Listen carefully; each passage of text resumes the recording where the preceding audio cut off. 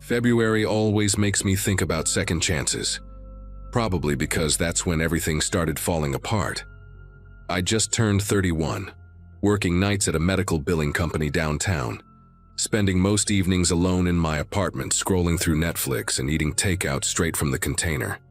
My last relationship had ended 8 months earlier, when my ex decided he needed to find himself in Colorado.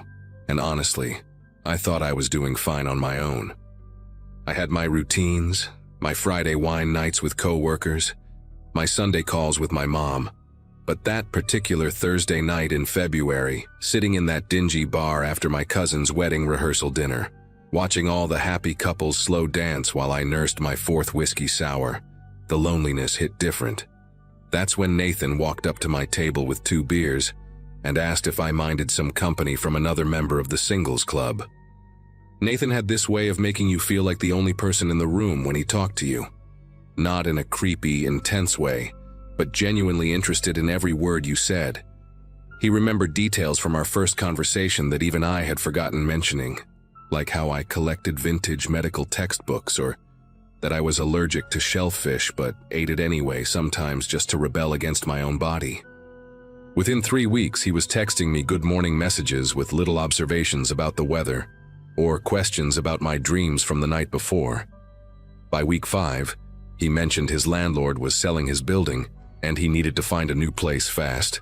And since I had that empty second bedroom just sitting there collecting dust and old Amazon boxes, offering it seemed like the natural thing to do. My friend Kimberly raised an eyebrow when I told her, but Nathan had already shown me his pay stubs from his remote IT job, and the extra $800 a month would help me finally pay off my student loans.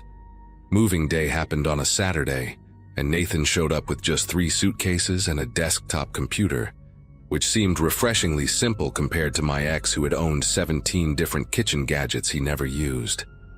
He cooked dinner that first night, some elaborate pasta dish with homemade sauce that had been simmering since noon, and we ended up talking until 3 in the morning about everything from our worst job interviews to our irrational fears. Mine was dying alone in my apartment and being found weeks later by the smell. His was people discovering he wasn't as smart as they thought he was. We laughed about how morbid we both were, and when he asked if I wanted to share my Netflix password so he could add his shows to my list, it felt like such a small, practical thing. 2 days later, he suggested we share my Amazon Prime account too, just to save money, and then my Spotify family plan because why pay for 2 subscriptions when we lived in the same place? At first, the comments about my friends seemed protective, even sweet in a twisted way.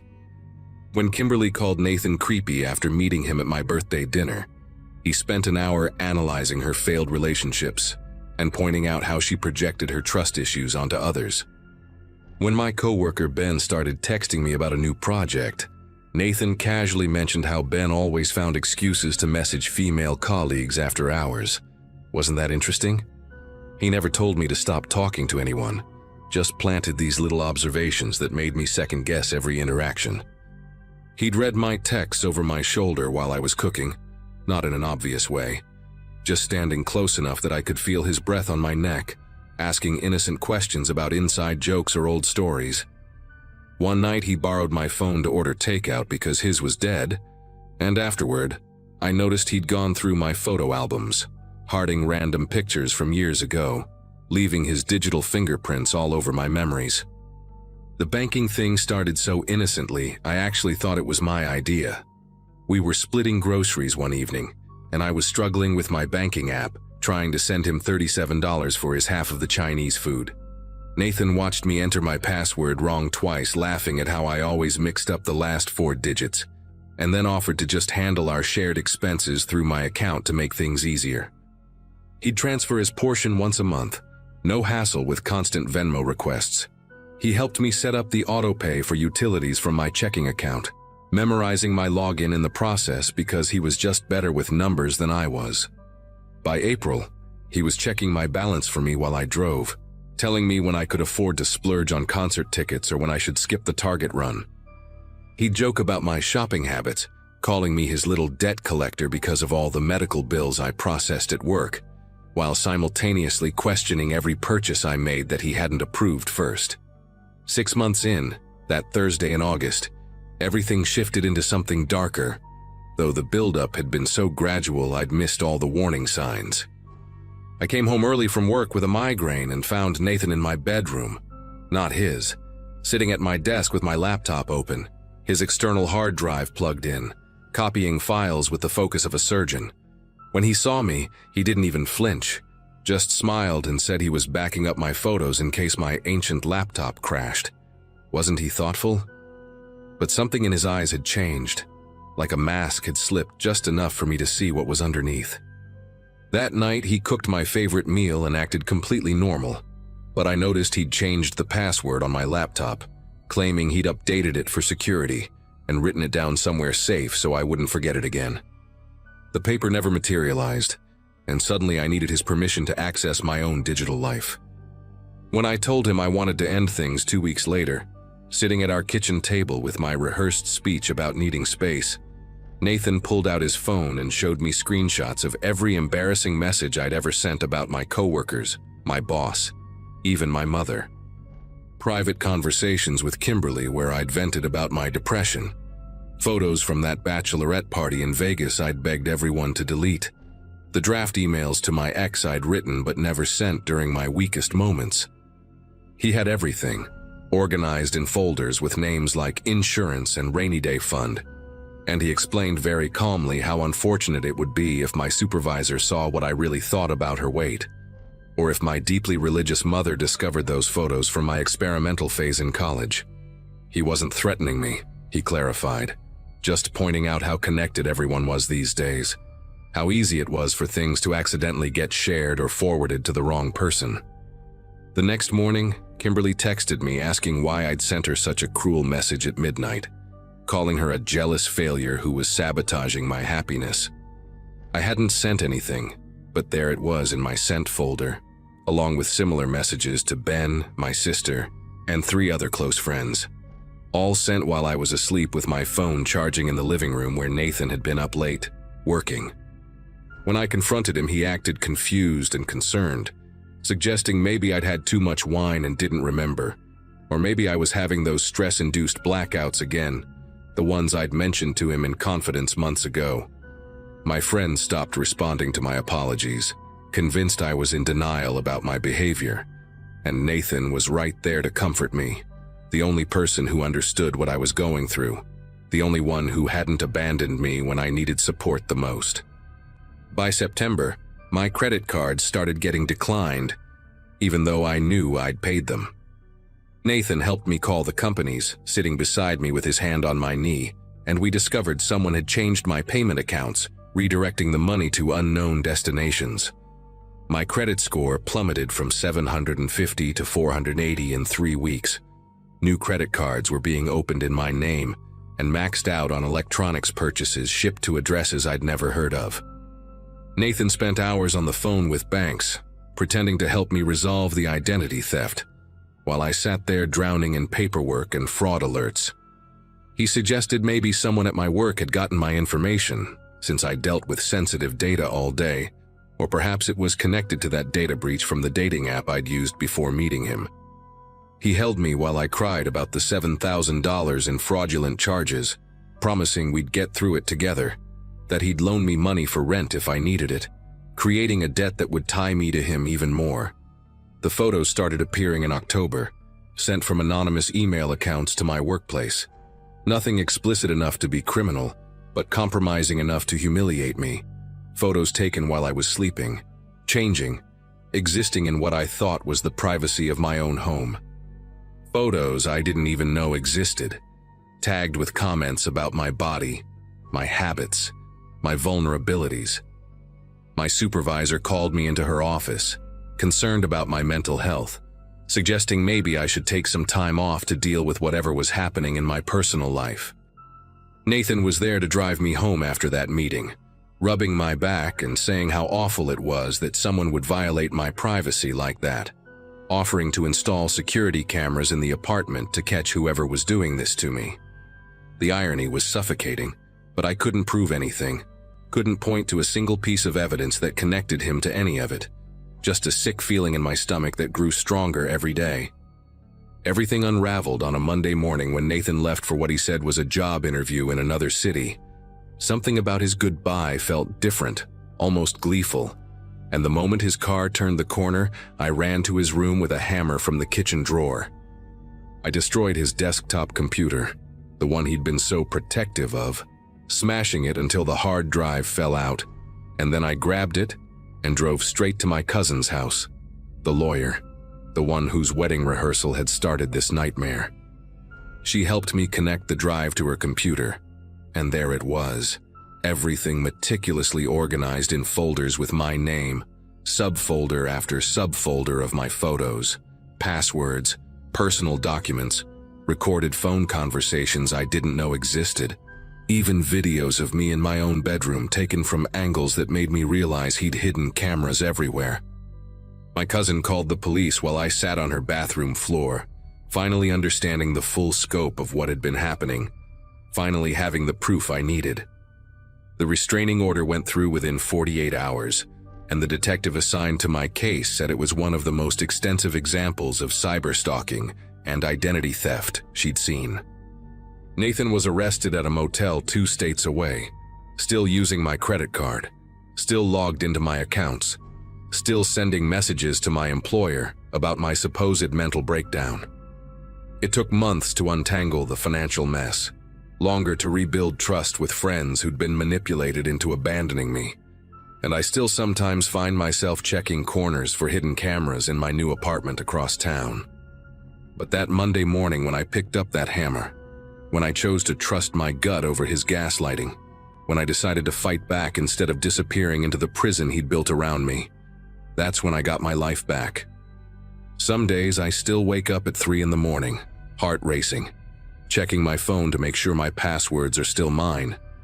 But at least now when I look in the mirror, I recognize the person staring back at me.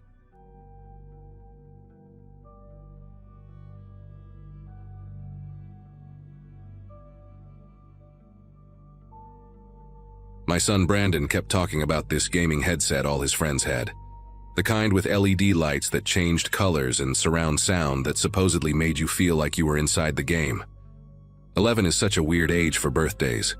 They want to be teenagers but still get excited about cake and presents like little kids. I'd been working extra shifts at the hospital as a radiology tech since December, squirreling away money to get him the headset plus a few other electronics to make his birthday memorable. Single mom guilt is real, especially when you're 37 and starting over in a new place. We'd only been in Madison for 6 months, living in this little house at the end of Birchwood Lane, where the previous owners had left behind a tire swing and a basketball hoop that Brandon used every day after school. I wanted him to be happy here, to forget about the messy divorce and all the arguing he'd witnessed before his dad moved to Phoenix. When the delivery notification popped up on my phone that Wednesday morning, I was getting ready for a 12-hour shift. Brandon was at school, and I knew the package would be sitting on our porch all day, so I texted my neighbor Gloria to ask if she could grab it for me. She was retired, always home, and had been nothing but sweet to us since we moved in. But when I got home that evening, exhausted and ready to hide Brandon's gifts, Gloria told me the strangest thing had happened. The delivery driver had knocked on her door, asking specifically about me, wanting to know if I was home and when I usually got back from work. He'd said there was some issue with the package that needed my signature, even though I'd never requested signature confirmation. Gloria, bless her heart, didn't tell him anything and just said I'd handle it when I got home, but she mentioned he seemed oddly insistent, even waiting in his truck for about 10 minutes after delivering the package before finally leaving. I didn't think much of it at first, honestly. Delivery drivers deal with hundreds of packages and maybe there really had been some confusion with the order. But then Friday came, and I was homesick with a stomach bug that had been going around the hospital. Brandon was at school, and I was curled up on the couch in my pajamas, drinking ginger tea and watching mindless reality TV, when the doorbell rang around 2 in the afternoon. Through the peephole, I saw the same delivery truck from Wednesday, which I only recognized because it had this distinctive dent on the side panel and a faded company logo that looked like it had been pressure washed too many times. The driver was standing there holding a small package, rocking back and forth on his heels like he was nervous or excited about something. I opened the door just enough to peek out with the chain still on, and he immediately smiled this huge smile, like we were old friends reuniting.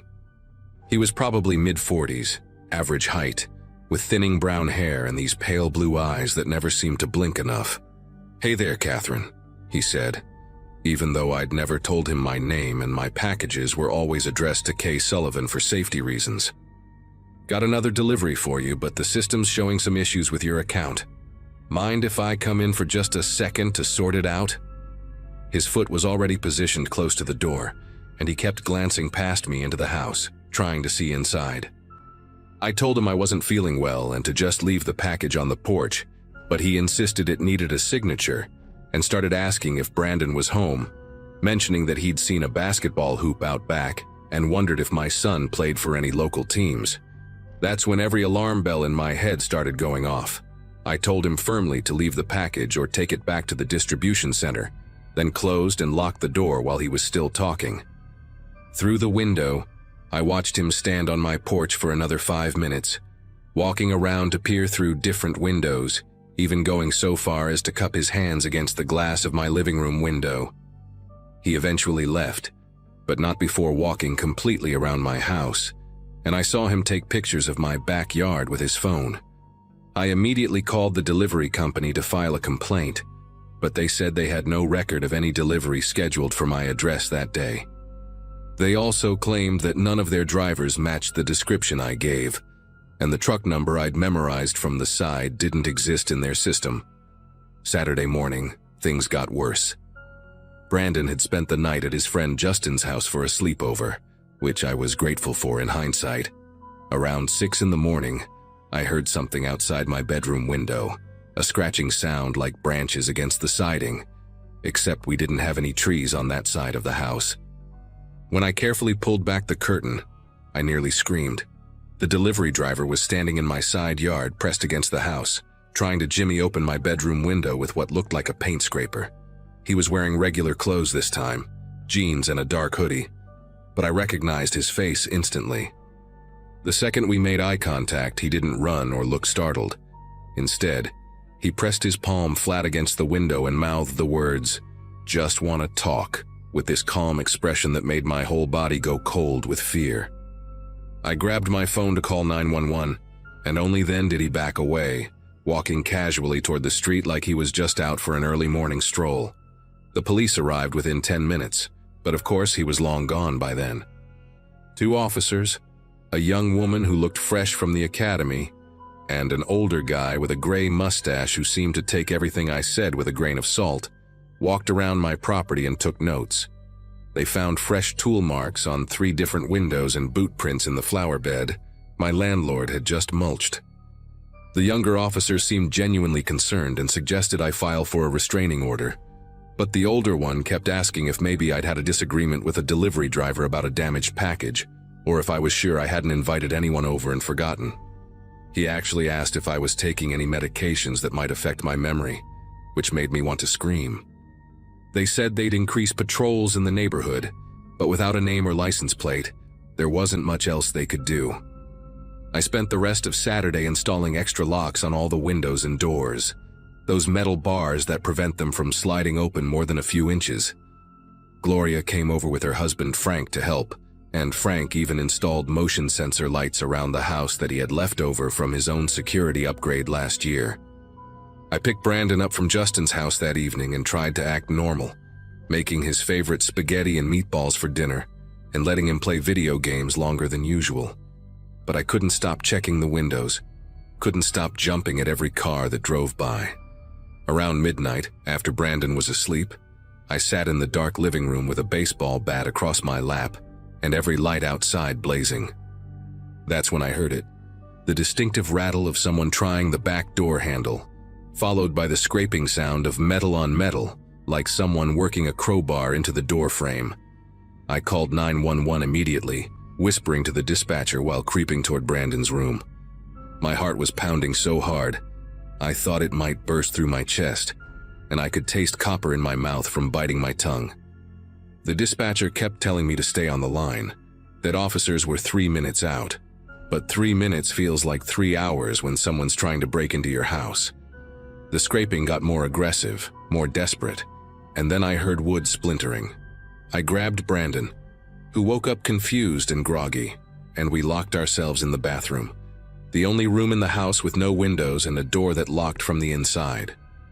Brandon kept asking what was happening, why we were hiding, and I had to cover his mouth with my hand when we heard footsteps in the hallway, slow and deliberate, like someone who knew exactly where they were going.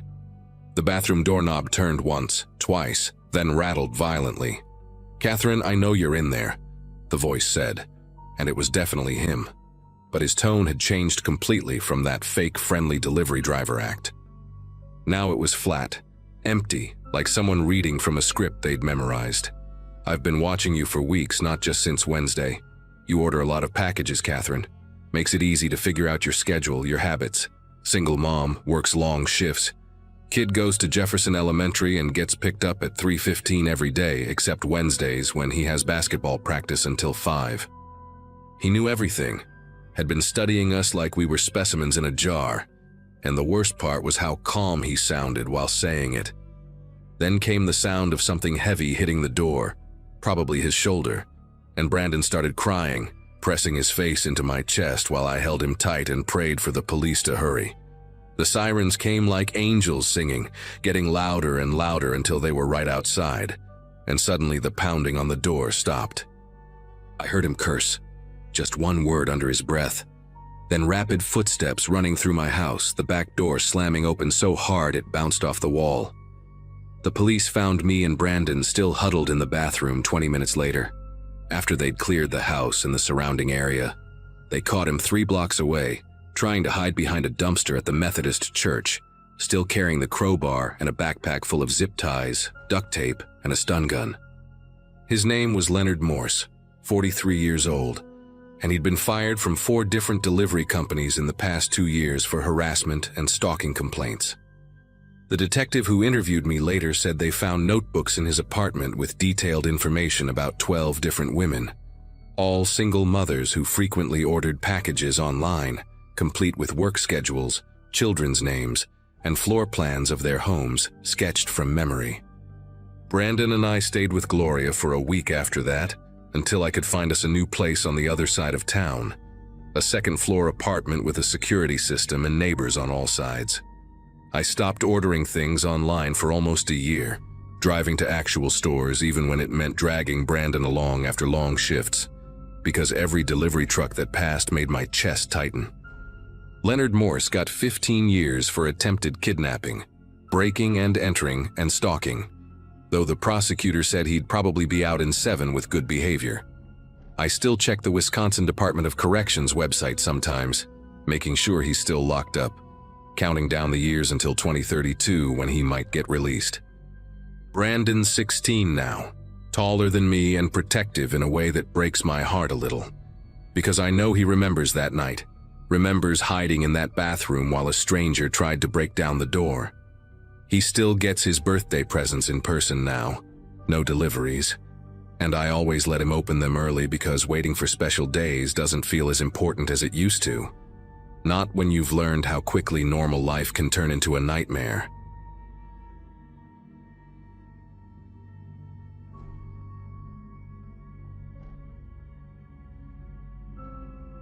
My roommate Craig had been nagging me about the dating apps for months, saying I needed to get back out there after Melissa and I split the previous fall. 29 and suddenly single after 6 years, I felt like I'd forgotten how to even talk to women who weren't already part of my established social circle.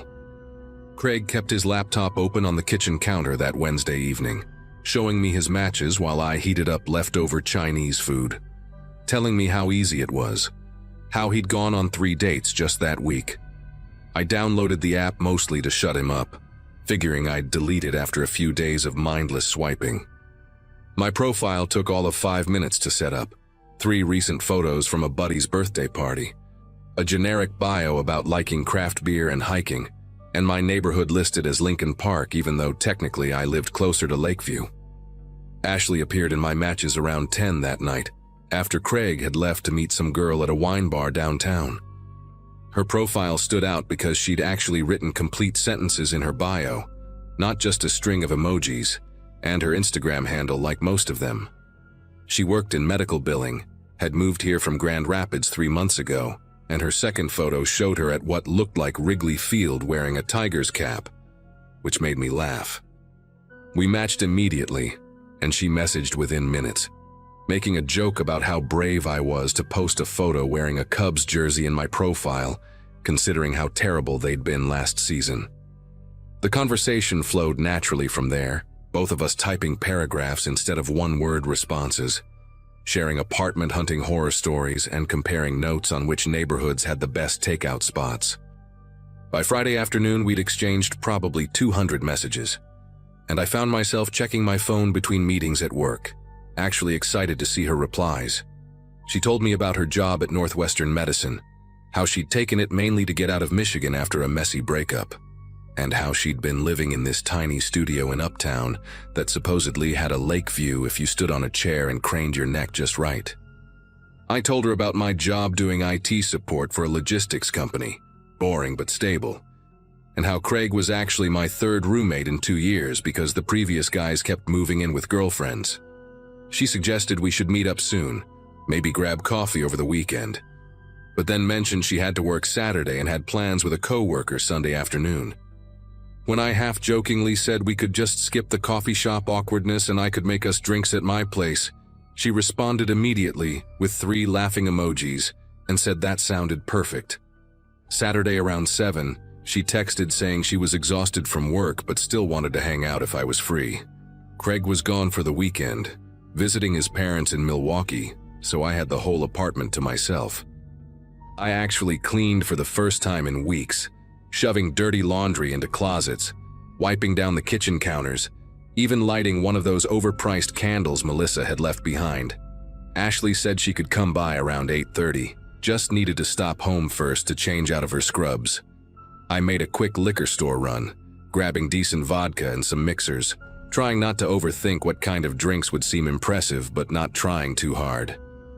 She texted when she was in an Uber heading over, then again when she was outside, and I remember checking my reflection in the microwave door before buzzing her in. When I opened the door, Ashley looked exactly like her photos, which honestly surprised me after some of the catfishing stories Craig had told me. She wore dark jeans and this green sweater that made her hazel eyes stand out, and she'd brought a bottle of wine even though I'd said I had everything covered. Her smile seemed nervous but genuine, and she made this little self-deprecating joke about how she'd gotten lost in my building's hallways for 5 minutes because all the doors looked identical. I gave her the quick apartment tour, apologizing for the outdated kitchen and the weird stain on the living room carpet that had been there since before I moved in. She said it was way nicer than her place, that at least I had a separate bedroom and actual furniture that matched.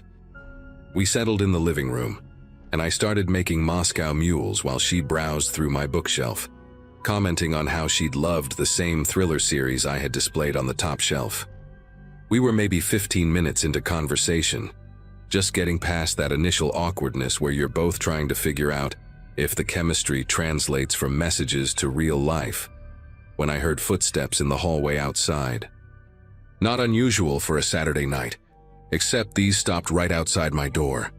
Then came this light knock, almost like someone testing if the door was properly closed. Ashley was mid-sentence, telling me about some crazy patient billing dispute from earlier that day when the doorknob started turning. I'd definitely locked it after she came in, had this habit of always double-checking ever since a drunk neighbor had wandered into the wrong apartment a few months back. The knob jiggled harder, more insistent, and then stopped. Ashley had gone quiet, looking at me with this confused expression, probably wondering why I'd suddenly stopped responding to her story. Before I could say anything, explained that sometimes people got confused about which unit was theirs. The door exploded inward with a sound like thunder. 2 men rushed in, both wearing black ski masks that covered everything except their eyes and mouths. The bigger one, probably 6'3" and built like he lived at the gym, immediately grabbed me by the throat and slammed me against the wall so hard that the framed poster behind me shattered. The smaller guy, wiry and moving with this twitchy energy like he was on something, had a knife that caught the light from my kitchen as he waved it around. Ashley hadn't screamed, hadn't moved, just sat there on my couch holding her drink with both hands, like she was afraid of spilling it on the carpet. The big guy's grip on my throat made it impossible to breathe, let alone speak, and black spots started dancing at the edges of my vision. His breath smelled like cigarettes and energy drinks as he leaned in close, telling me to stay calm, that they just wanted my wallet, my phone, whatever cash I had lying around. The smaller one had already started ransacking my entertainment center, throwing game controllers and DVDs onto the floor. And that's when I noticed Ashley had set down her drink and was calmly pulling something from her purse. For this insane moment, I thought maybe she had pepper spray or was going to call 911, but instead she pulled out a folded piece of paper and started reading off details about my apartment that she couldn't have known from our 15 minutes together. She knew which bedroom was mine versus Craig's, mentioned the MacBook Pro I kept in my closet that I'd bought for freelance work, even knew about the emergency cash I kept in a coffee tin above the refrigerator, something I'd never told anyone except Craig. Her voice had changed completely, lost all that nervous sweetness from earlier, became flat and businesslike like she was reading a grocery list. The big guy loosened his grip just enough for me to gasp for air, and I tried to process what was happening, tried to make sense of why this woman I'd been flirting with for 3 days was now directing these men through my apartment like she'd drawn them a map. She stood up then, walked over to where I was pinned against the wall, and looked me straight in the eyes while explaining to the men that my roommate kept a PlayStation 5 in his room that they shouldn't miss. The whole thing lasted maybe 20 minutes, but it felt like hours watching them systematically strip my apartment of everything valuable, while Ashley supervised like some kind of twisted project manager. She kept checking her phone, probably tracking how long they'd been there, occasionally reminding them to check specific spots I'd never even mentioned in our conversations. The smaller guy found my laptop bag in the bedroom closet, exactly where she told him to look, while the bigger one emptied my wallet and pocketed my watch, a graduation gift from my dad that I'd stupidly mentioned in one of our messages when she'd asked about the vintage Omega in my profile photo. They made me unlock my phone and transfer money from my banking apps, Ashley standing close enough that I could smell her perfume, the same vanilla scent that had seemed so appealing when she'd first walked in. She watched me enter my passwords with this detached curiosity, like she was studying my typing patterns for future reference. When the transfer limits kicked in after $2,000, she just shrugged and told the big guy to take the phone anyway, that they could probably get a few hundred for it even locked. Right before they left, Ashley did something that still makes me nauseous when I think about it. She leaned down to where I was slumped against the wall, my throat raw and bruised from being choked, and smoothed my hair back from my forehead with this gentle, almost tender gesture. She whispered that I seemed like a really nice guy, that she was sorry it had to be me, but that I should know I wasn't the first, and definitely wouldn't be the last. The 2 men were already at the door with trash bags full of my belongings, and she grabbed the bottle of wine she'd brought, saying something about how it would be a waste to leave it. Then she mentioned, almost as an afterthought, that I probably shouldn't bother calling the cops because Ashley wasn't even her real name, and good luck explaining to them how I'd invited a stranger from a dating app to my apartment after knowing her for 3 days. The smaller guy laughed at that, this high-pitched giggle that sounded unhinged, and then they were gone, leaving my door wide open to the hallway where I could hear my neighbor's TV playing some reality show, the laugh track feeling like mockery. I did call the cops anyway, once I could stand without the room spinning, once I'd managed to close and barricade my door with a kitchen chair because the lock was completely destroyed.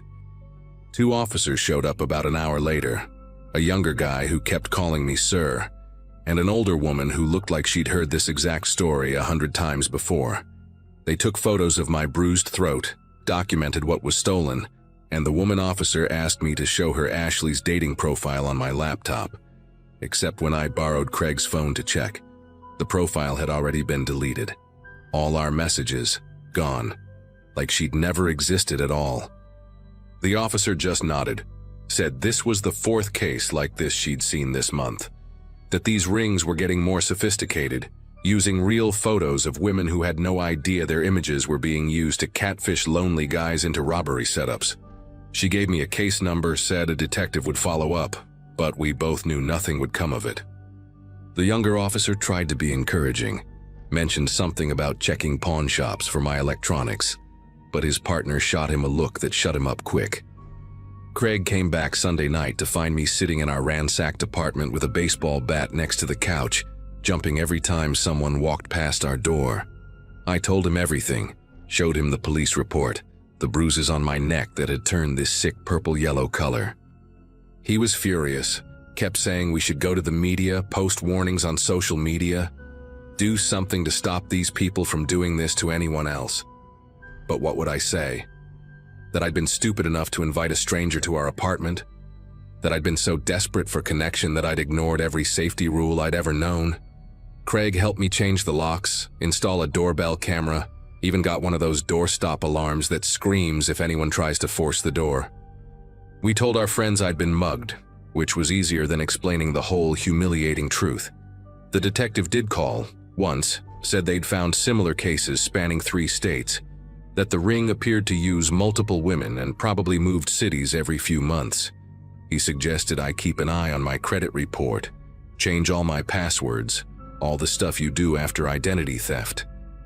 As if the stolen money and electronics were what kept me up at night, not the memory of Ashley's fingers in my hair, telling me I seemed nice. 6 months later, I still haven't been on a single date. Craig stopped asking about it after the 3rd time I had a panic attack when he suggested downloading a different app, one with better security features or video verification or whatever useless safeguards they advertise now. I work from home permanently now. Told my boss it was for productivity reasons, but really it's because I can't handle being in public spaces where I don't know everyone. Every brunette woman I see makes my chest tighten. Every vanilla perfume in the elevator sends me straight back to that Saturday night. My therapist says it's PTSD. That violation of trust creates deeper wounds than physical violence, that healing isn't linear. She keeps asking me to talk about how I felt when Ashley touched my hair, that moment of twisted intimacy in the middle of being robbed, but I can't explain it properly. How do you tell someone that the worst part wasn't the knife or the choking or losing thousands of dollars, but that for 3 days I genuinely believed someone wanted to know me, had stayed up texting until 3 in the morning, feeling like maybe I'd finally found something real. My sister's wedding happened last month, and I went alone, made up some story about how my girlfriend couldn't make it because of a work emergency. The lies come so easily now, little fiction band-aids over the truth that I'm too broken to trust anyone new. Sometimes I wonder if Ashley, or whatever her real name is, ever thinks about the guys she's destroyed. If she remembers our conversations about hiking trails we'd never visit, restaurants we'd never try, that stupid joke about the Cubs that made me think she actually gave a damn. The detective called one last time in September, said they'd arrested someone in Ohio who might be connected, but the woman they caught wasn't talking and looked nothing like Ashley's photos anyway. He said I might be called to testify if it went to trial, but we both knew I couldn't identify anyone except those eyes above the ski masks. I thanked him, deleted his number, tried to pretend that chapter was closed even though I still sleep with that baseball bat under my bed, still triple-check the locks, still feel my pulse race when my phone buzzes with any notification from an unknown number.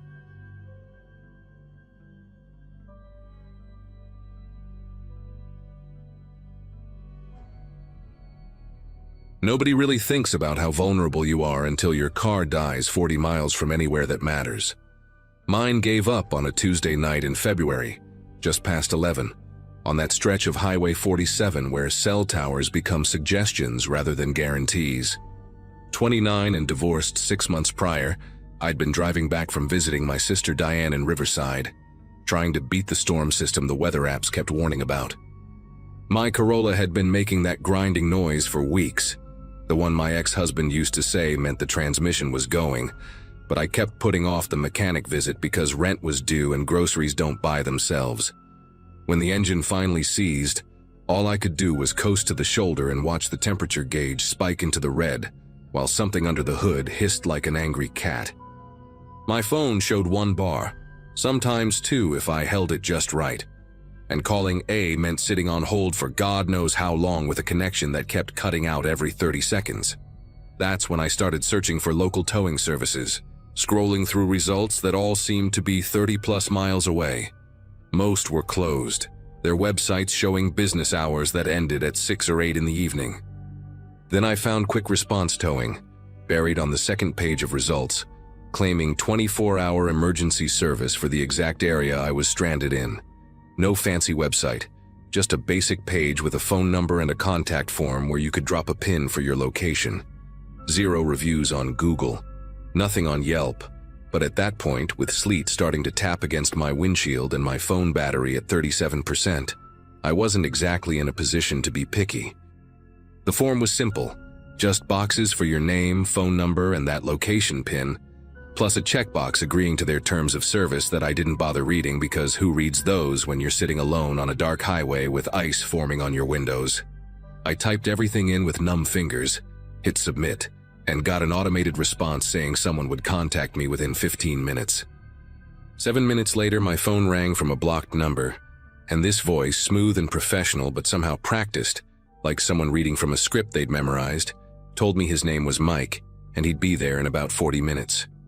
He asked me to confirm my exact location twice, had me describe my car down to the color of the interior, and then said something that made my neck prickle, asked if I was alone, or if anyone was waiting for me at my destination. I lied and said my roommate was expecting me, even though I lived alone in a studio apartment where the only thing waiting was leftover Chinese food and Netflix. Mike just said, "Good to know," in this flat way that made me wonder why he'd asked in the first place, then told me to stay in my vehicle with the doors locked until he arrived, which seemed like obvious advice, but the way he said it sounded more like an instruction than a suggestion. After he hung up, I sat there watching the clock on my dashboard, which was the only thing still working properly, and noticed something weird about that website when I went back to look at it. The contact form was gone, replaced with just a message saying they were at capacity for the night. How could a 24-hour towing service be at capacity, and why would they remove the form right after I'd used it, like they didn't want anyone else finding them?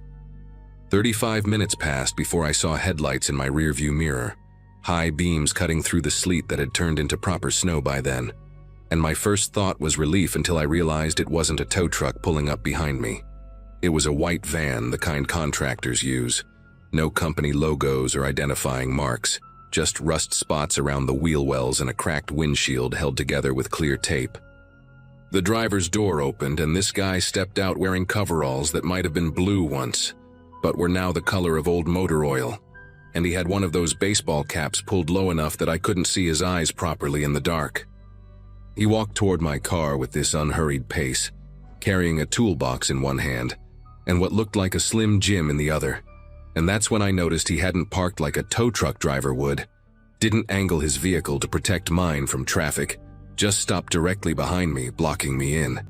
He tapped on my window with the Slim Jim, not his knuckles, and when I cracked it open just an inch, he leaned down and said, "You must be Amanda," except I'd never given them my name, just put A. Thompson on the form because that's what I always did with online stuff. His breath smelled like coffee and cigarettes and something metallic, and up close I could see his eyes now, this pale gray color that didn't blink enough, just stared while he explained that the tow truck was meeting us at the shop because of the weather, that he was here to get my car started so I could follow him there. I asked to see some ID and he laughed. Not a real laugh, but that sound people make when they're buying time. Then pulled out a laminated card that could have been printed at home, blurry photo and all, with the name Mike Garrett and that same quick response towing logo from the website. Every instinct I had was screaming at me to keep that window up, but he was already walking around to my hood, popping it open with the Slim Jim like he'd done it 100 times before, and I could hear him moving things around in there, metal scraping against metal. Tried calling 911, but the call wouldn't connect, just gave me that 3-tone error sound, and when I looked at my phone, the signal was completely gone. Not even emergency calls only. Just no service, like the towers had vanished. Mike appeared at my window again, tapping harder this time, saying he needed me to try starting the engine while he did something under the hood, and his other hand was resting on my door handle, testing it, finding it locked. He kept talking, voice getting flatter, telling me we were wasting time, that the weather was getting worse, that my roommate must be worried, emphasizing that last part like he was reminding me of my own lie. I turned the key just to make him step away from my door, and the engine actually turned over, sputtered, then caught, running rough but running. He slammed the hood down and walked back to my window, told me to follow him to the shop about 15 miles up the road, said he'd go slow because of the snow, and then added something that made my whole body go rigid. Said, "Don't worry about your phone, Amanda. Service gets better once we're moving." I hadn't mentioned my phone not working, hadn't touched it while he could see me, and the way he said my actual name this time, drawing it out like he was tasting it, made me realize this wasn't about towing my car anywhere. When he walked back to his van, I did the only thing that made sense, threw the car in drive and floored it, feeling the tires spin on the icy road before catching, and in my rearview mirror I saw him standing there in the snow, not running back to his van, not even looking surprised, just watching me drive away with his hands in his pockets like he had all the time in the world.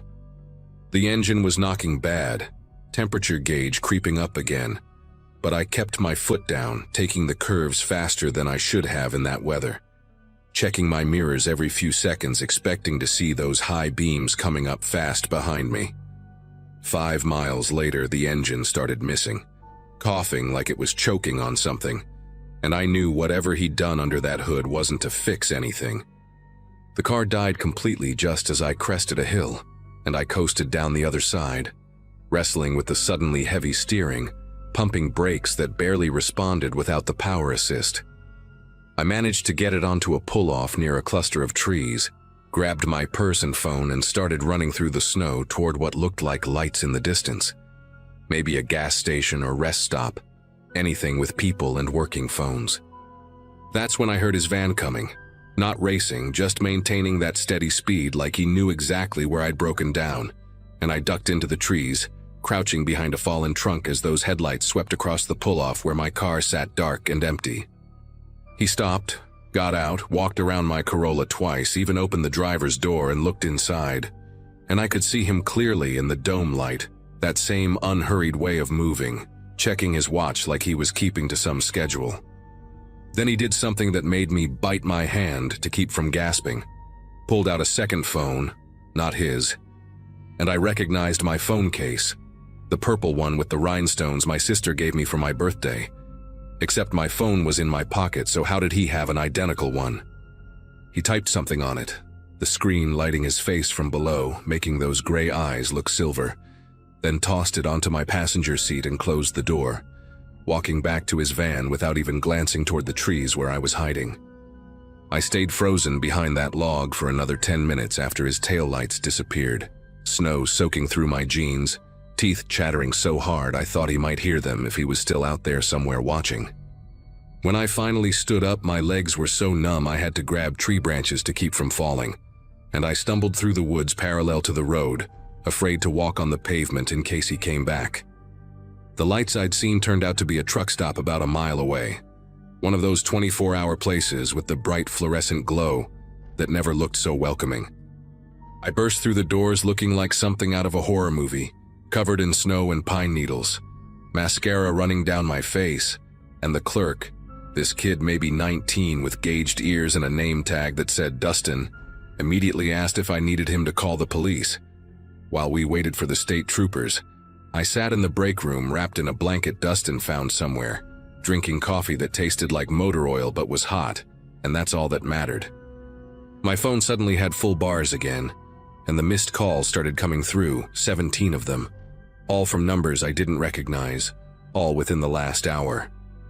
The voicemails were worse, just breathing at first, then Mike's voice, calm as ever, saying things like, "Amanda, you left your lights on, and your engine's still warm, you couldn't have gone far," and the last one, the one that made Dustin take the phone away from me, "Your roommate's worried, says you never came home. Maybe we should file a missing persons report. The trooper who showed up, Officer Reeves, took my statement while his partner drove out to check on my car. And when they came back, they had that duplicate phone in an evidence bag, said it had messages on it from my number to various people saying I was heading to California to start fresh, not to worry about me. Classic runaway scenario they'd seen before. Officer Reeves ran the quick response towing name through their system and found nothing. No business license, no registered company, nothing at all. And when they tried to pull up that website on his patrol car's laptop, it was gone. Just a dead link like it never existed. They did find something else though. 3 other reports from the last 2 years. Women whose cars had broken down on remote stretches of highway, who'd called for help from services that didn't exist when police went looking later. Except those women had actually gotten in the vehicles with their supposed rescuers. 2 were found weeks later in different states, no memory of what happened after accepting the ride. And 1, a teacher from Tucson named Carol Mendez, was still missing. Her car found abandoned with her phone on the passenger seat, showing messages about starting a new life in Mexico. Officer Reeves said they'd been trying to track this guy for months, that he used different names, different fake companies. But the pattern was always the same. Targeting women alone on isolated roads, using some kind of signal jammer to kill cell service, creating false trails with planted phones. They kept my phone as evidence after downloading everything from it, gave me a flip phone to use temporarily, and drove me to a motel for the night since my car needed to be processed, and I was in no shape to drive anyway. I didn't sleep, just sat on that scratchy motel bedspread watching headlights pass through the thin curtains, jumping every time I heard a vehicle slow down outside. 2 weeks later, they arrested a man named Gary Holston at a rest stop near Flagstaff. Found him approaching a woman whose car had mysteriously stopped working after she'd responded to a pop-up ad for emergency roadside assistance. In his van, they found signal jamming equipment, dozens of cheap phones with cases bought to match potential victims' phones, and a laptop with templates for fake towing websites that could be created and deleted within hours. He's awaiting trial now, charged with kidnapping, fraud, and a list of other crimes they're still sorting through. And I had to identify him through one-way glass. Those same pale gray eyes staring at nothing. That same unhurried way of moving like he had all the time in the world, even in custody. I still check every towing service 3 times before calling. Still feel my chest tighten when I see white vans in my rearview mirror. And I keep Itawaile, 2 other roadside services, and my sister on speed dial. Because you never really know who's going to answer when you're desperate enough to call for help from strangers on the internet.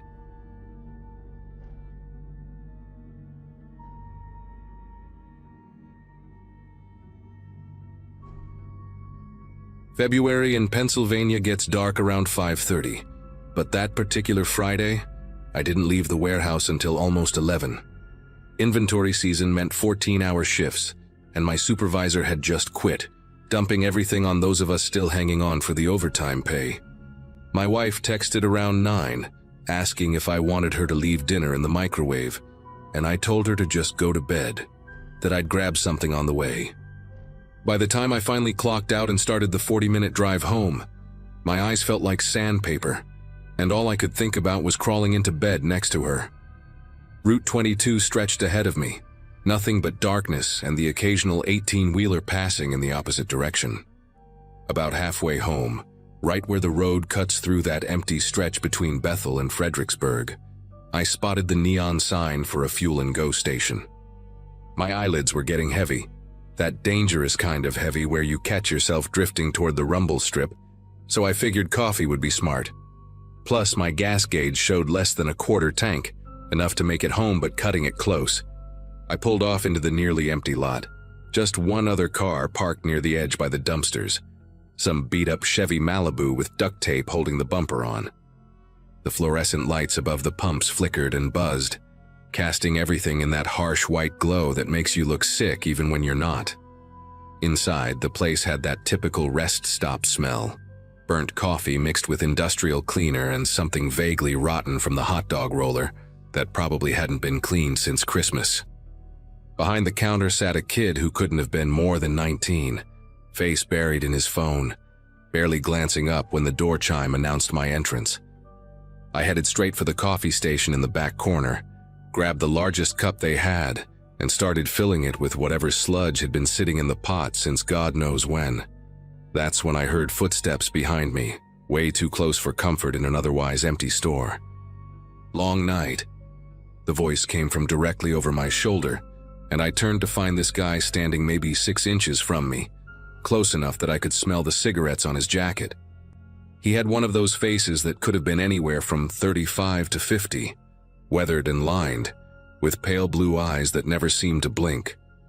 His hair was slicked back with too much gel, and he wore a faded denim jacket over what looked like mechanics' coveralls, though they were too clean to belong to someone who actually worked on cars. He smiled, showing teeth that were surprisingly white and straight, the kind of smile that should have been friendly, but somehow made my chest tighten instead. "Yeah, just heading home from work," I mumbled, taking a step sideways to put some distance between us while I snapped a lid on my coffee. But he moved with me, maintaining that uncomfortable closeness like we were dancing some weird convenience store waltz. "You know, I noticed you pulling in," he said, his voice carrying this oddly cheerful tone that didn't match the hour or the setting. "That's a nice Accord you got there. What is it, 2016? 2017? I used to have one just like it. Same color and everything. Silver pearl metallic, right?" The specificity made me pause because he was exactly right, down to the paint name Honda used. I just nodded, trying to move toward the register, but he kept talking, following me step for step. "Here's the thing, though," he continued, pulling out a pack of Marlboros and tapping one against his palm, even though you obviously couldn't smoke inside. "These models, they got a problem with the valve stems, especially in cold weather like this. The rubber degrades, starts letting air out real slow, so slow you don't even notice until boom, you got a flat on the highway doing 70. Happened to my cousin just last month. Rolled his car right into a drainage ditch out near Harrisburg. They had to cut him out with the jaws of life." He shook his head like he was personally devastated by this story. "Hey, when's the last time you had someone check those stems? Because I'm telling you, brother, driving on Route 22 this late with bad valve stems, that's just asking for trouble." I paid for my coffee while he kept rambling about tire pressure and road safety, the kid behind the counter never once looking up from his phone during the entire transaction. The stranger followed me right to the door, still talking, and when I pushed it open, he grabbed the handle from behind me. "Let me take a quick look at those tires for you," he said, already moving toward my car before I could respond. "Won't take but a second, and then you'll know for sure you're safe to drive home." "Come on, what's 30 seconds if it saves your life?" Something about the way he said that last part, the way his voice dropped just a fraction, made me want to get in my car and leave immediately. But he was already crouched by my front driver's side tire, running his hands along the rubber like he was reading Braille. "See, look at this," he called out, waving me over with one hand while the other stayed pressed against the tire. "Feel right here. You can actually feel where the rubber's starting to separate from the stem. That's classic cold weather damage. And this one too." He moved to the rear tire, making a clicking sound with his tongue. "Man, all 4 of these are accidents waiting to happen. Good thing you stopped here tonight, real lucky if you ask me." He stood up, wiping his hands on his coveralls, even though they hadn't gotten dirty, and gave me that unsettling smile again. "Tell you what, I got a repair kit in my car, professional grade stuff from when I worked at a shop in Allentown. Let me grab it. I'll check the pressure and seal those stems right up for you. Won't charge you anything, just helping out a fellow driver." Before I could tell him no thanks, he was already jogging toward that beat-up Malibu, keys jingling in his hand. I stood there in the cold, coffee getting lukewarm in my hand, watching him pop his trunk and start rummaging around. The smart move would have been to get in my car right then and drive away, but something kept me frozen in place, maybe just social conditioning about not being rude to someone trying to help. He came back carrying a red toolbox that looked brand new, not a scratch or dent on it, which seemed odd for something supposedly from his mechanic days. "This'll just take a few minutes," he said, kneeling back down by my front tire. "Why don't you go inside where it's warm? Maybe grab yourself a snack or something. No point in both of us freezing out here." That's when I heard it. A soft hissing sound coming from my rear passenger tire. I walked around to look, and my heart started hammering against my ribs. There was a slash in the sidewall about 3 inches long, fresh enough that I could still see the white threading inside the rubber pulling apart. I spun around to confront him, but he was already standing right behind me, still holding that smile, but his eyes had gone completely flat, like a shark's. "Would you look at that?" he said, his voice different now, slower and more deliberate. "Must have happened when you pulled in. These parking lots, you never know what kind of debris is lying around. Glass, metal scraps, all kinds of hazards." He took a step closer, and I noticed for the first time how much bigger he was than me.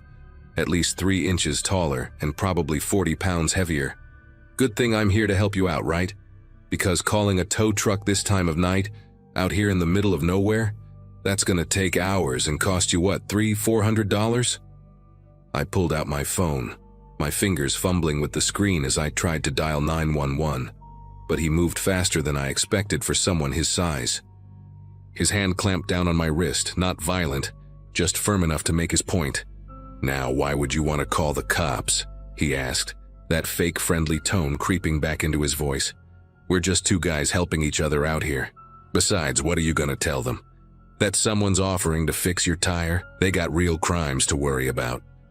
He let go of my wrist but stayed close enough that I could feel his breath on my face. "Here's what's gonna happen. You're gonna let me give you a ride wherever you need to go. My car's running fine and I know these roads like the back of my hand. We'll leave your car here, come back for it in the morning when the tire shop opens. Simple as that." The way he said it, like it was already decided, like I didn't have a choice, that's what finally snapped me out of my paralysis. I threw the hot coffee right in his face and ran, not toward my useless car, but toward the store, screaming for the kid behind the counter to call the police. The stranger cursed and stumbled backward, pawing at his eyes, and I burst through the door so hard it slammed against the wall. The kid actually looked up from his phone, startled, and I yelled that there was a man outside who'd slashed my tires and was trying to force me into his car.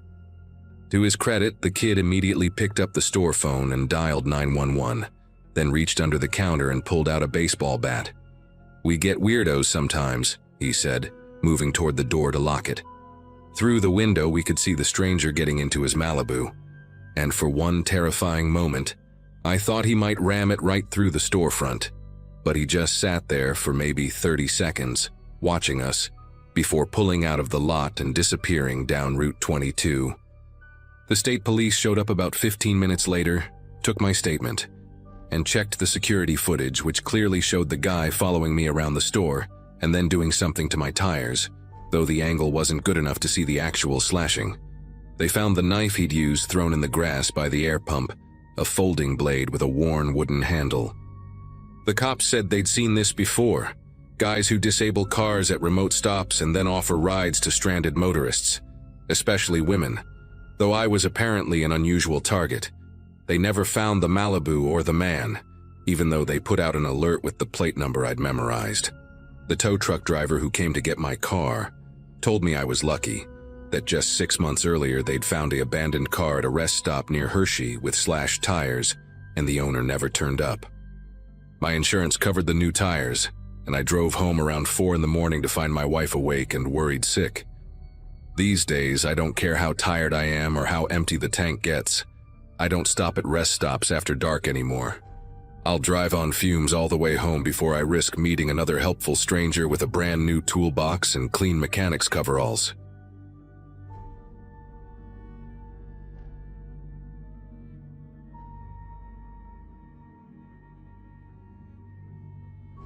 Rent in Portland had gotten insane by 2018, and my fiancé, Josh, and I were drowning. We'd bought our little 2-bedroom house on Hawthorne Street the year before, right after I finished my veterinary tech certification, thinking we'd scored the deal of a lifetime. Turns out the mortgage plus utilities was way more than we'd calculated, especially with Josh still paying off student loans from his engineering degree. By January, We were having those tense conversations over dinner where neither of us wanted to admit we were scared. The spare bedroom sat there, mocking us with its empty space and wasted potential. That's when Josh brought up the idea of renting it out, just temporarily, until we got our heads above water. I wasn't thrilled about sharing our space with a stranger, but when I checked our bank account that night and saw we had maybe $300 to last until my next paycheck, I knew we didn't have much choice.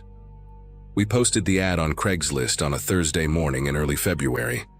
Nothing fancy, just basic info about the room, shared bathroom, kitchen privileges, $700 a month plus split utilities. My best friend Vanessa called me that same afternoon, practically yelling through the phone about how we should be using one of those verified roommate apps instead. She went on this whole rant about background checks and references, and how Craigslist was basically asking for trouble. Josh's coworker told him the same thing, said his cousin had used some service that vetted everyone thoroughly. But those platforms took a cut of the rent, sometimes up to 15%, and they had all these fees and waiting periods. We didn't have time for that. We needed someone now, and we needed that full $700, not $600 after some company took their share. I remember Josh saying we'd be careful. We'd meet anyone interested in person, check their ID, trust our gut. It sounded reasonable at the time. People found roommates on Craigslist all the time, right? How bad could it really be? We got maybe a dozen responses in the first few days, most of them weird or obviously not a good fit. One guy sent a 3-paragraph essay about his ferret collection. Another woman wanted to know if we'd be okay with her practicing her craft in the common areas, which I'm pretty sure meant witchcraft or something equally awkward for a shared living space. Then on Sunday night, we got an email from someone named Vincent Hayes. Short, polite, professional. He said he was new to Portland, working remotely as a software consultant, needed a quiet place to work and sleep, didn't party, didn't smoke. He attached a photo of a driver's license from Pennsylvania, included references from 2 previous landlords, and offered to pay the first month plus deposit in cash if we could meet soon. Everything about it seemed perfect, almost too perfect. But Josh pointed out that we'd been complaining about flaky responses all weekend. Here was someone serious, ready to commit. We emailed him back within 20 minutes and set up a meeting for Monday evening. Vincent showed up exactly on time, 6 o'clock, knocking softly on our front door. He was probably in his early 40s, average height, thinning brown hair, wearing a neat button-down shirt and khakis like he'd just gotten off a Zoom call. His handshake was firm, but not aggressive, and he had this calm, almost forgettable presence about him. The kind of person you'd pass on the street and never remember 5 minutes later. He complimented our house, said it had good energy, asked thoughtful questions about the neighborhood and public transportation. When Josh showed him the bedroom, Vincent nodded approvingly, ran his hand along the window frame, commented on how much natural light it got. He mentioned he'd be working mostly from his room, wouldn't be cooking much, mostly ate takeout or meal prep. We asked about his job and he gave vague but believable answers about consulting for different tech companies, contract work, nothing permanent. He showed us his Pennsylvania license again when we asked, and Josh took a photo of it with his phone. The address was some apartment complex in Philadelphia. Birth date made him 42. Everything looked legitimate. Vincent pulled out an envelope from his jacket pocket, counted out $1,400 in crisp hundreds right there on our kitchen table. First month and deposit like he'd promised. I remember thinking that the cash was a little unusual, but also we needed that money immediately. A check would take days to clear. This was real in our hands, solving our problem right now. Vincent moved in that Wednesday with just 2 suitcases and a laptop bag. No furniture, no boxes of personal items, no photos or decorations. He said the rest of his stuff was in storage back east, that he was only planning to stay in Portland for a few months while he finished up some contracts. Made sense at the time. Plenty of people travel light for temporary work situations. He kept to himself those first few days, barely made a sound. I'd come home from the veterinary clinic around 6:30 and sometimes forget he was even there. Josh said the same thing, that Vincent was like a ghost, so quiet you wouldn't know another person lived in the house. He'd emerge from his room occasionally to use the bathroom or grab something from the kitchen, always nodded politely if we crossed paths, then disappeared again. On Friday night, Josh and I went out for dinner to celebrate actually having money in our account again, and when we came back around 9, Vincent's door was closed with a thin line of light underneath. His rental car, a plain silver sedan, sat in our driveway behind my Subaru. Everything seemed fine, normal. Exactly what we'd hoped for in a tenant. The weird things started small, so small I talked myself out of noticing them. On Saturday morning, I could have sworn I'd left my laptop charging on the kitchen counter, but found it on the dining table instead. Josh said he must have moved it without thinking, which was possible. Then on Sunday, I noticed the spare key we kept in the kitchen drawer had shifted position. We had a little ceramic bowl where we tossed random keys, and I'm particular about which direction they face because the bowl gets crowded. The spare house key always sat with the teeth pointing left, and suddenly it was pointing right. When I mentioned it to Josh, he laughed and said I was being paranoid, that one of us probably just grabbed something from the drawer and knocked it around. Monday evening, I went to wear my grandmother's silver bracelet for work and couldn't find it in my jewelry box. I tore apart our bedroom looking for it, checked the bathroom counter, retraced my steps. Josh helped me search for 20 minutes before we gave up. I was upset because that bracelet meant everything to me, but I figured maybe I'd misplaced it somewhere random, maybe it would turn up. Tuesday morning, I realized my good headphones were missing from my nightstand. The expensive noise-canceling ones I'd bought myself for my birthday last year. That's when the knot started forming in my stomach, this creeping sensation that something was wrong, but I couldn't quite name it yet. That evening, Josh came home from work and immediately asked if I'd been in his office. He kept a small desk set up in the corner of our bedroom where he worked on freelance projects sometimes. His external hard drive was gone, the one where he backed up all his photography files and personal documents. $200 worth of equipment just vanished. We stood there in our bedroom, both of us finally saying out loud what we'd been dancing around for days. Things were disappearing. Small things, valuable things, stuff that wouldn't be immediately obvious but would add up. Josh wanted to confront Vincent right away, but I convinced him we should be smart about it. We had no proof. What if we were wrong? What if we'd actually misplaced everything and accused our tenant of theft? That would be horrible. We decided to wait, to pay closer attention, to maybe set up Josh's old phone as a camera in the living room just to see if anything else went missing. Wednesday morning, I left for work at 7 like always, and Vincent's door was still closed. His car sat in the driveway.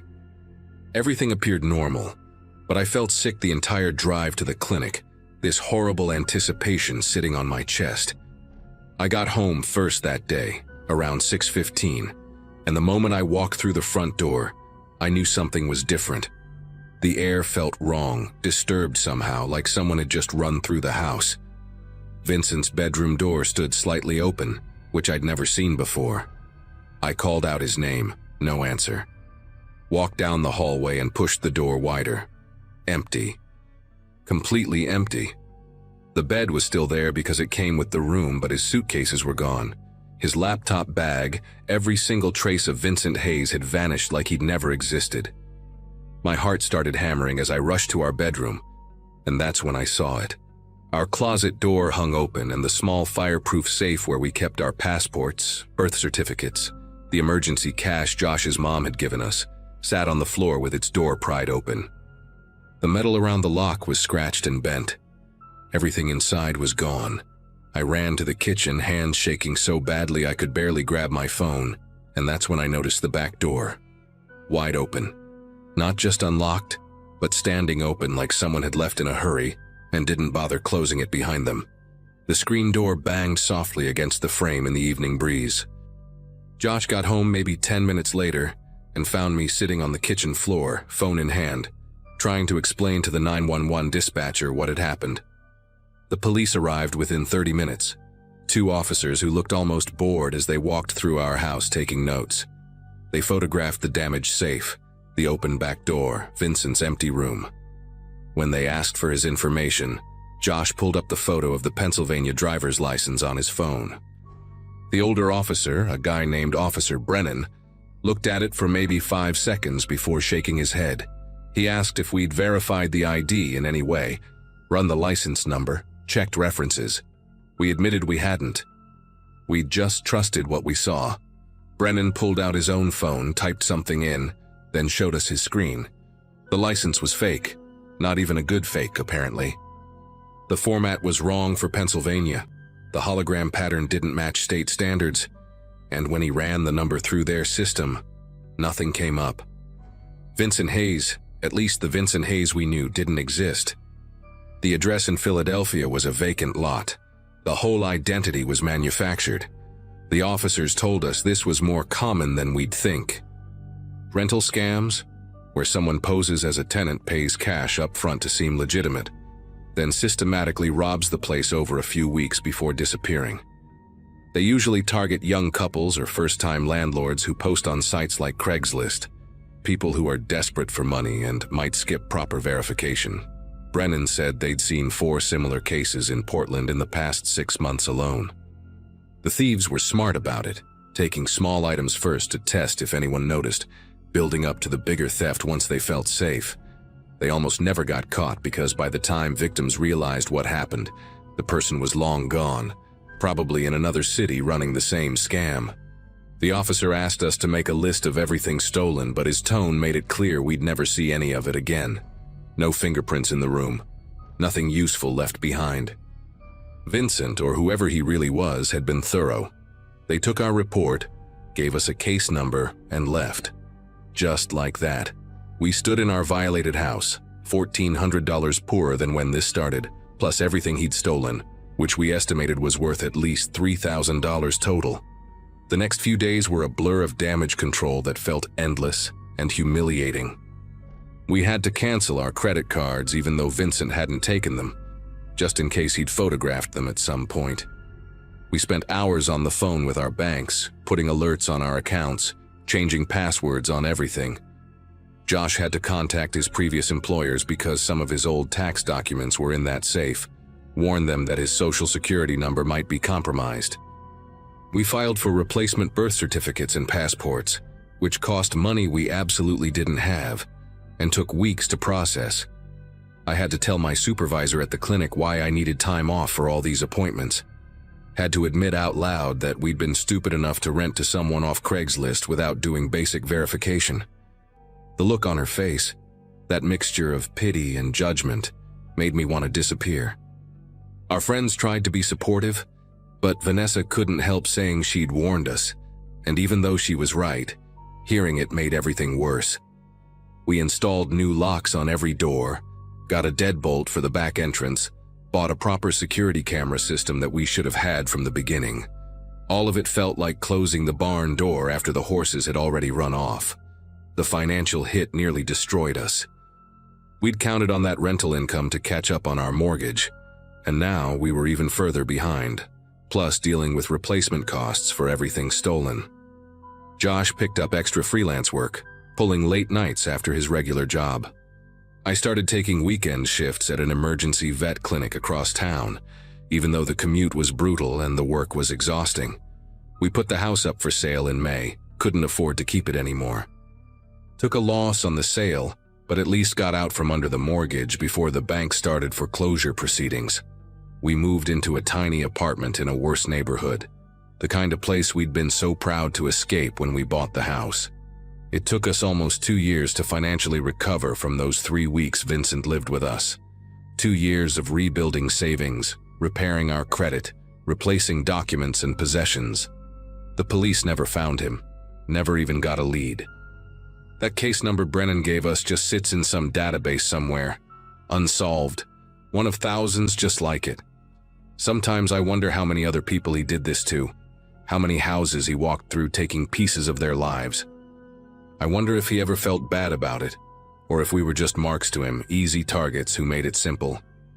We were so desperate to solve our money problems that we ignored every red flag, every warning, every instinct that whispered something wasn't right.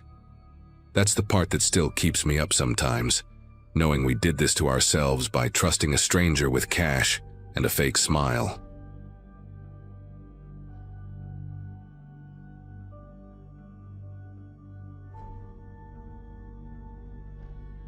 The first time I met Trevor was at our neighborhood block party, a few months after I'd bought my place.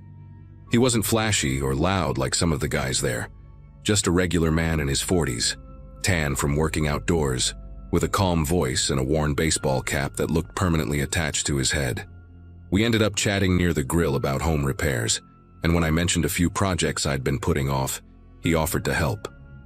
He ran a small contracting business, said he lived a few streets over. He didn't pressure me. If anything, he sounded casual, like a neighbor doing me a favor. Over the next week, I checked out his work online and saw decent reviews. Nothing glowing, but enough to make him seem legitimate. When he came by to give me an estimate, he showed up in a faded white pickup with his business name hand-painted on the door. The way he talked about fixing the back porch made it sound easy, and honestly, I was relieved to find someone local. After a few visits and small talk about football and barbecue spots, I figured he was trustworthy. So when he asked for a spare key, just to let himself in while I was at work, it didn't seem like a big deal at the time. At first, everything felt normal. He'd text me updates, leave a note on the counter, even sweep up before heading out. But after a couple of weeks, I started noticing odd little things. A screwdriver would be sitting on the wrong shelf. The coffee mugs in the cabinet weren't in the same order I left them. Once, I came home to find a sticky note on the fridge that said, "Good progress today," except the handwriting looked different from the notes he usually left. I brushed it off, assuming I was just mixing things up after long work days. Then, subtle changes started stacking up. A photo frame in the hallway was turned slightly, like someone had stood there staring at it. My receipts for a recent grocery trip vanished from the counter. When I logged into my email one night, a few messages were gone. Nothing crucial, but personal enough to make me wonder. I told myself it was probably me misplacing stuff or accidentally deleting things. Still, a small part of me began keeping mental notes of how I left everything before heading out in the morning.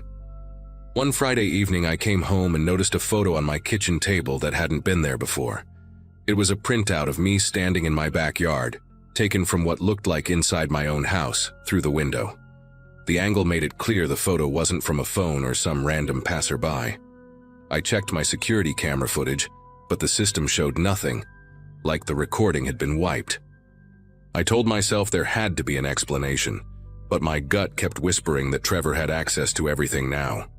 Over the next few days, more strange details piled up.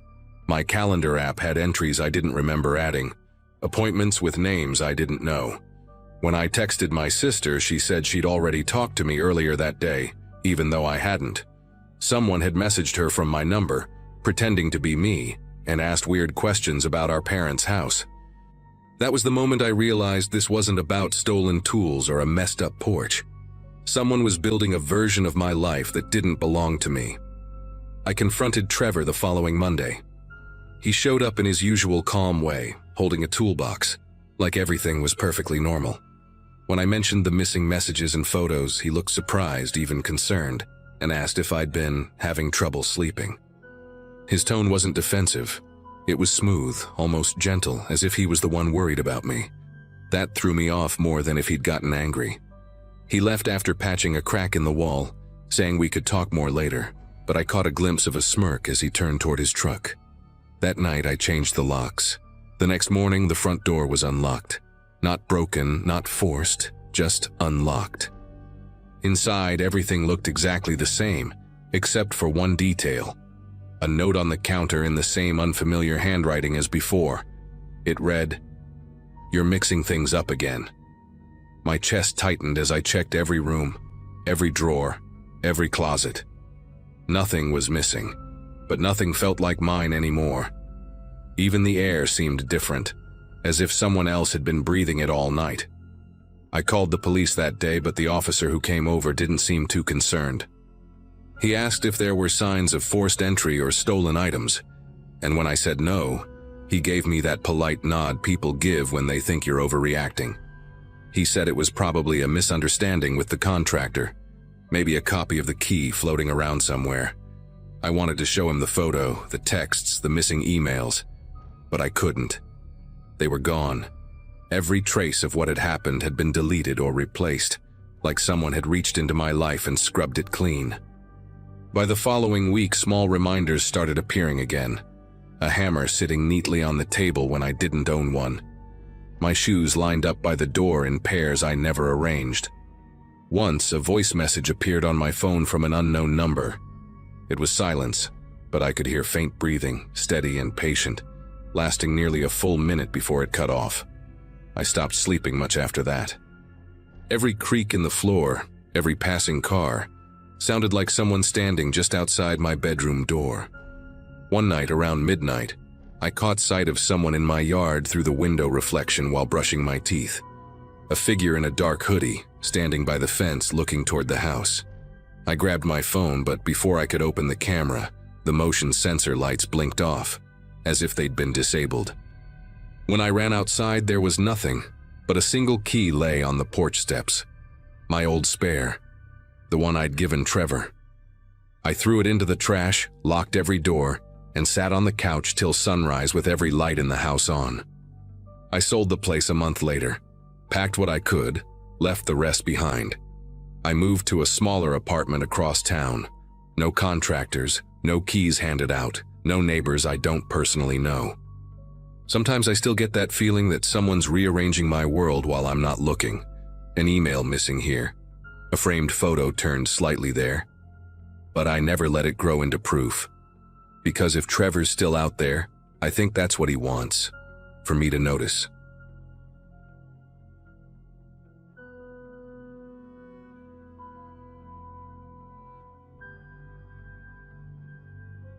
When the break-in started around my neighborhood, everyone was on edge. It wasn't anything major, just small things disappearing from porches or garages, but it was enough to make us all uneasy. I live in a quiet suburb outside Richmond, Virginia, the kind of place where people leave their tools out while mowing and trust the mail carrier with open gates. Around that time, I'd been working long shifts at the auto shop, so I wasn't home much. My wife, Emily, suggested we get a security camera since she was alone most evenings. I didn't want to spend a fortune, so I started browsing online for used smart cameras.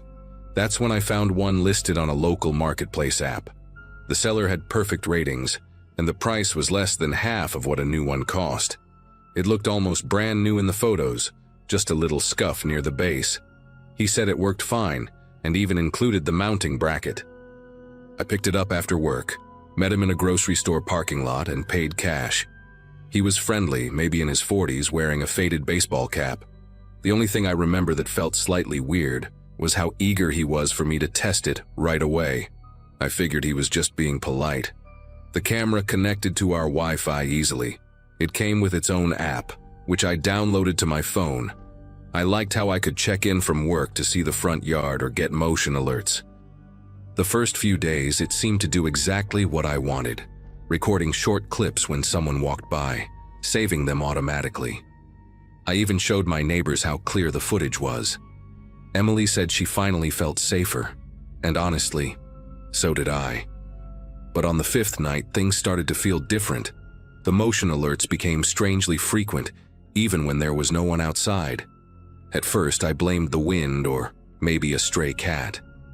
But when I checked the live feed, I sometimes saw faint flickers, like the image stuttered for a split second, showing a different angle, as if someone else was controlling the camera. I told myself it was a glitch. Still, I turned the device toward the wall before bed just to stop the notifications. The next morning, when I opened the app, the camera had turned itself back toward the door.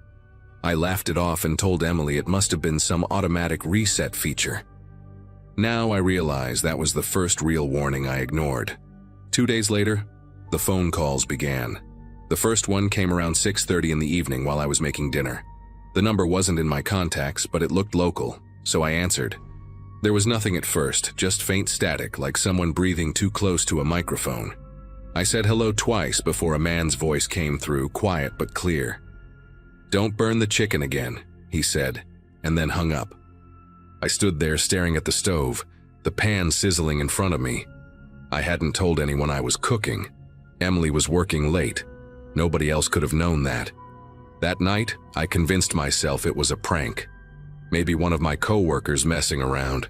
Guys at the shop do that kind of thing sometimes. But then the next call came the following morning while I was brushing my teeth. This time the same voice said, "Running late again, huh?" The line clicked dead before I could respond. My hands were still wet, and I just stared at my reflection for a while, toothbrush in hand. Feeling this tight pressure in my chest, I checked the call history. Same number. I tried calling it back. No answer, just a flat dial tone. By the third call, I wasn't laughing anymore. The voice knew too much. He mentioned small, precise things, like how I always left my keys on the kitchen counter, or that Emily parked on the left side of the driveway. Every time I asked who it was, the call ended abruptly. I stopped sleeping well. Every noise in the house made me sit up. I even unplugged the camera one night, but when I woke up, it was powered back on. The little LED light blinked green, meaning it was active. I asked Emily if she'd plugged it in. She said no, and I believed her. I started digging through the app's settings, trying to find anything unusual. That's when I noticed something I hadn't seen before. Under linked devices, there was another phone listed, one that wasn't mine or Emily's. The name just said Admin01. When I tried removing it, the app froze for a few seconds and then crashed completely. After that, the live feed stopped working for me. Every time I opened it, it said connection busy. I knew enough about tech to realize that meant someone else was already streaming the feed. That weekend, I called the company that made the camera. I told the tech support rep what was happening, but he sounded skeptical until I gave him the serial number. Then his tone changed completely. He asked me where I'd bought it and told me, very quietly, to disconnect it immediately. He explained that the unit had been flagged months ago in a security breach. They'd found several models sold online that were modified to stream to a third-party server. Whoever had set it up could watch every feed in real time. He said someone might still have access to ours. I unplugged it right then and sealed it in a plastic bag. But the calls didn't stop. The next night, I got one at 2:14 a.m. This time, the voice didn't sound calm anymore. It was whispering, rushed, like someone trying not to be heard. "Why'd you move the camera?" it asked. "You shouldn't have done that." My heart started pounding. I didn't say a word. The call ended after a few seconds and I sat in the dark, staring at the glow of my phone screen until morning. When Emily woke up, I didn't even tell her right away. I wanted to believe it was over, that maybe the guy was bluffing, but deep down, I knew he'd seen everything. I took the camera and my phone to the police station later that day. The officer who helped me, Detective Harris, was patient and surprisingly familiar with these cases. He said they'd already been investigating a string of hacked devices sold online, all traced back to a single distributor. A few victims had gotten strange messages or anonymous calls, just like me. The footage, he explained, was being streamed to a private server overseas. Someone was collecting hours of people's lives, watching them eat, sleep, argue, everything. I felt sick thinking about how long we'd been observed without realizing it. They eventually found out my unit was transmitting to an IP address registered in another country. The account had thousands of clips stored, all from different homes. The police took the camera as evidence, and I replaced our Wi-Fi network entirely. New router, new passwords, new everything. It's been over a year now, and the calls finally stopped. I never found out who the man was or why he targeted me, but sometimes when I'm alone at night, I still catch myself glancing at the ceiling corners, half expecting a little green light to start blinking again.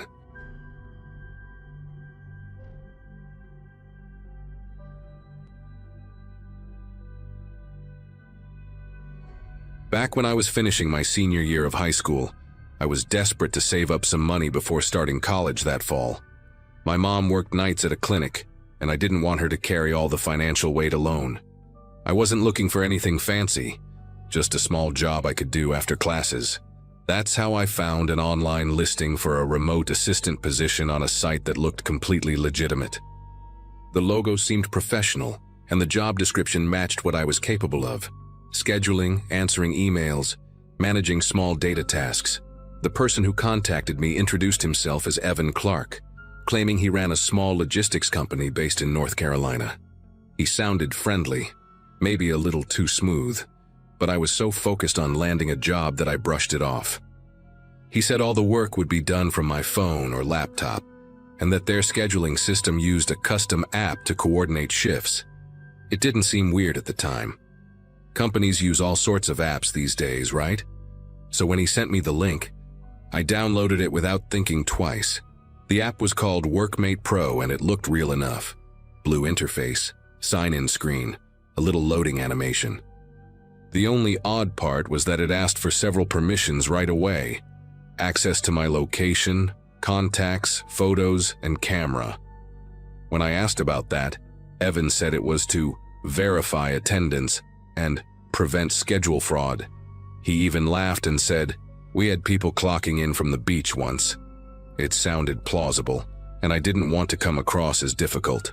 I gave it full permission, thinking it was just part of being thorough. For the first couple of weeks, everything seemed fine. I received simple tasks, mostly fake emails to categorize or short surveys to review. Then, slowly, I began noticing strange things. My phone battery drained faster than usual, even when I wasn't using it. Sometimes I'd wake up to find the screen faintly lit, like it had been active moments before. Once I swore I heard the camera shutter sound in the middle of the night, though I convinced myself it must have been a notification ping. It's easy to rationalize the little things when you don't want to believe something's wrong. One afternoon, about 3 weeks in, I was in my bedroom trying on clothes before meeting friends. I remember hearing a faint buzzing sound from my desk. My phone's screen was on, camera app open, but I hadn't touched it. The front camera light flickered for half a second before going dark again. My chest tightened, and I just stood there staring at the screen, half expecting it to move on its own again. I told myself it was probably a glitch. Phones can be weird, but deep down something started gnawing at me. I turned the phone face down and tried to shake the feeling, but for the rest of the night I couldn't stop glancing at it. The next morning I woke up to an email from Evan saying the company servers were being updated, and that I shouldn't open the Workmate app until further notice. That's when I decided to look up the company myself. I typed the name he'd given me into Google. Nothing came up. No website, no LinkedIn page, no record at all. I checked the App Store again, and Workmate Pro had vanished entirely.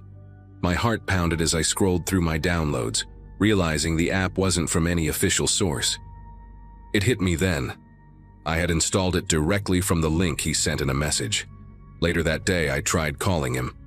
The number was disconnected. Every message I'd sent on the chat platform showed as delivered, but he never replied again. I remember sitting at my desk reading through our old messages and feeling stupid for not noticing sooner how generic his responses had been.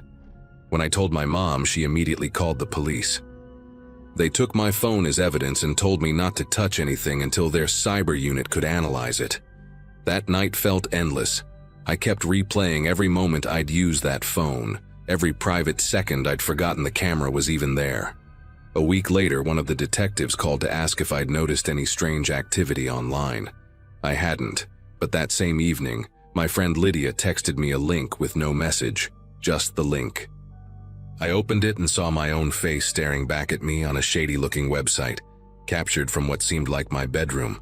There were dozens of images, taken at random times. Me studying, brushing my hair, sleeping. Some photos were worse. My knees nearly gave out, and I remember screaming for my mom.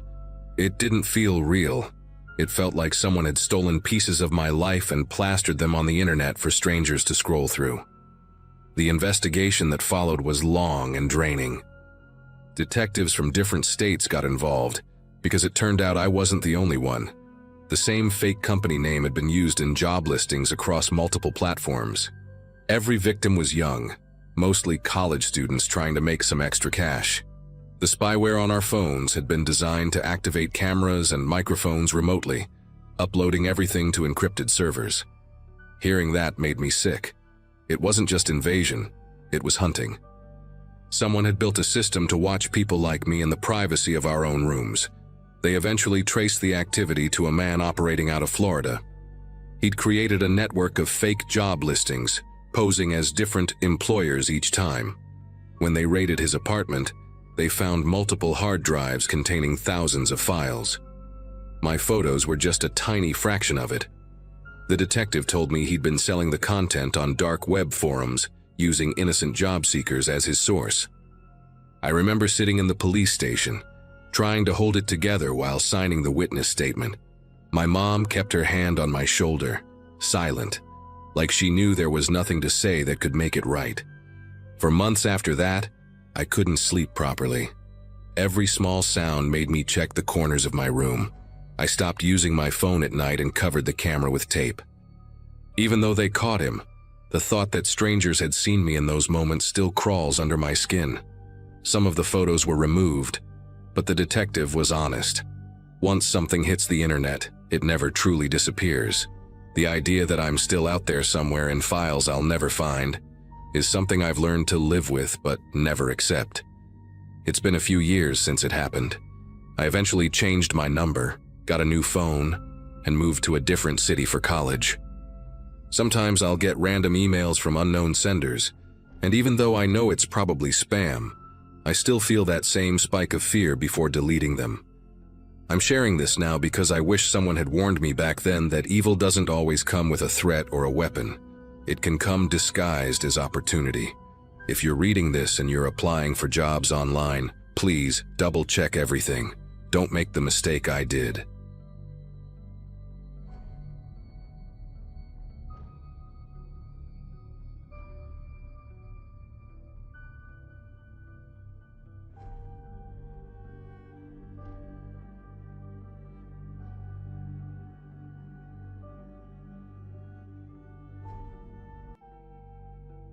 Hello everyone. Before we start, make sure to like and subscribe to the channel, and leave a comment with where you're from and what time you're watching. That way, YouTube will keep showing you stories just like this one. Now, let's begin. Grandma Eloise passed away on a Friday morning in April 2024, and by Sunday afternoon, I found myself sitting cross-legged on the floor of her bedroom closet, surrounded by decades of her life packed into cardboard boxes. My mother had asked me to help sort through everything since she could barely step into the house without breaking down. At 26, fresh out of a failed engagement and temporarily crashing at my parents' place in rural Virginia, I had nothing but time on my hands. Grandma and I had always been close, the kind of close where she would call me her little co-conspirator whenever we snuck extra dessert before dinner. She lived alone in that old farmhouse for 11 years after Grandpa Harold died, refusing to move despite everyone's concerns. The house smelled like her lavender hand cream and old books, and going through her things felt like reading her diary without permission. I expected to find old recipes, maybe some love letters from Grandpa, perhaps photographs from her years as a school teacher. What I did not expect was for my entire understanding of who she was to collapse within the span of a single afternoon. The first few boxes contained exactly what you would imagine. Report cards she had saved from students who had written sweet notes on the back, Christmas cards dating back to the 70s, receipts she had kept for absolutely no logical reason. I was actually smiling, shaking my head at how she had hoarded rubber bands in a mason jar, like they were precious gems. Then I pulled out a shoebox from the very back of her closet, hidden behind a stack of quilts she had sewn herself. It was heavier than it should have been, and the lid was secured with a thick rubber band that had nearly fused to the cardboard.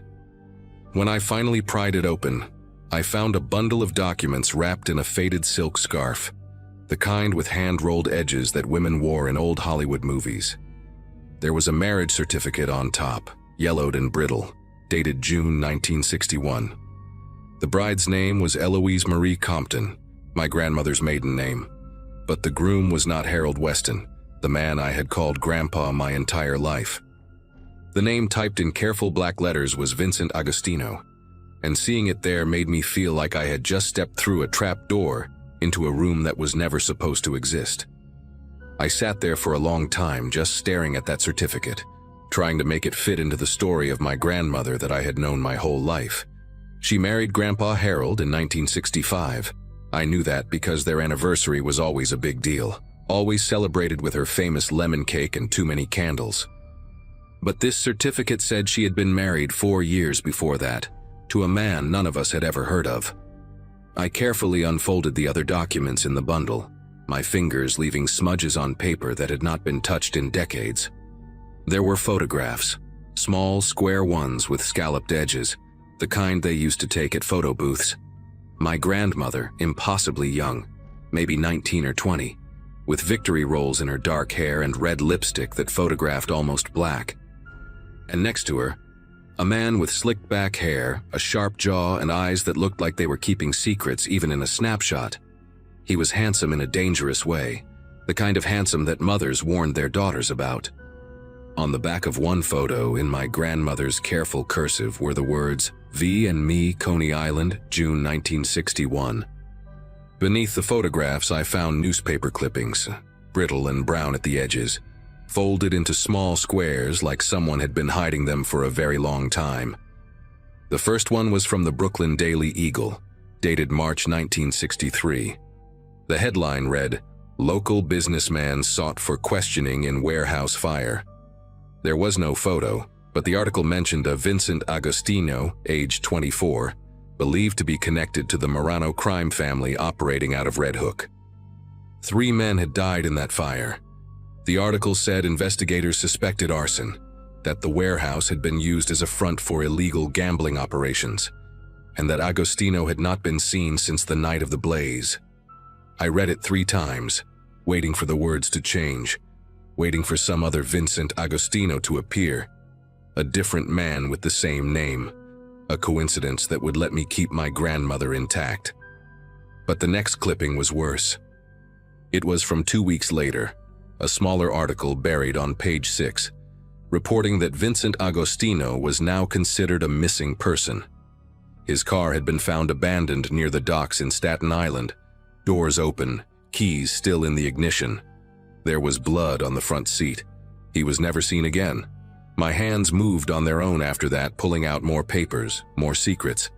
There was a letter, handwritten on plain white paper, no envelope, no date. The handwriting was jagged, hurried, nothing like my grandmother's elegant script. It read, "Ellie, by the time you read this, I will be gone. Do not look for me. Do not ask questions. Forget you ever knew my name. They will come asking and you must tell them nothing. You were never my wife, we never met. Burn this letter and everything else. I am sorry for what I brought into your life. V." She had not burned it. She had kept it for over 60 years, tucked away in this shoebox along with her marriage certificate and those photographs and those terrible newspaper clippings. I tried to imagine her as a young woman, barely 22 years old, receiving this letter, realizing that her husband was either dead or running for his life, and that she could never speak of him again. I tried to imagine the fear she must have felt, the grief she could not share with anyone, the weight of pretending he had never existed. At the very bottom of the shoebox, beneath everything else, I found a small spiral notebook with a faded green cover. It was a diary of sorts, though not quite, more like scattered notes written in my grandmother's handwriting at different times over many years. The first entry was dated April 1963, just weeks after Vincent disappeared. "Men came to the apartment today, 2 of them. They asked about V. I told them I did not know anyone by that name. They did not believe me. One of them grabbed my wrist hard enough to leave bruises. They said they would be back." I turned the page with shaking fingers. May 1963, moved to Virginia. Changed my name back to Compton. Told everyone I was a widow, that my husband died in Korea. No one questions a war widow. The entries continued, sparse but devastating. In 1965, she wrote about meeting Harold, a kind man who worked at the post office and brought her flowers every Sunday. In 1967, she wrote about their wedding, about how happy she was, about how she had finally started to feel safe. But then, in 1971, another entry. "A man came to the school today, said he was looking for an old friend named Ellie Agostino. I told him there was no one here by that name. He smiled at me before he left. He knew. They still know. I kept reading, unable to stop, each entry pulling me deeper into a life I never knew existed. The entries were not frequent. Sometimes years would pass between them, but they painted a picture of constant, quiet terror. In 1978, she wrote about a black sedan that parked outside their house for 3 days straight before finally driving away. She never told Harold. In 1985, when my mother was a teenager, someone broke into their car and rifled through the glove compartment, but took nothing of value. They were looking for something, my grandmother wrote, or sending a message. I do not know which is worse. In 1993, she received a sympathy card in the mail after her own mother's funeral.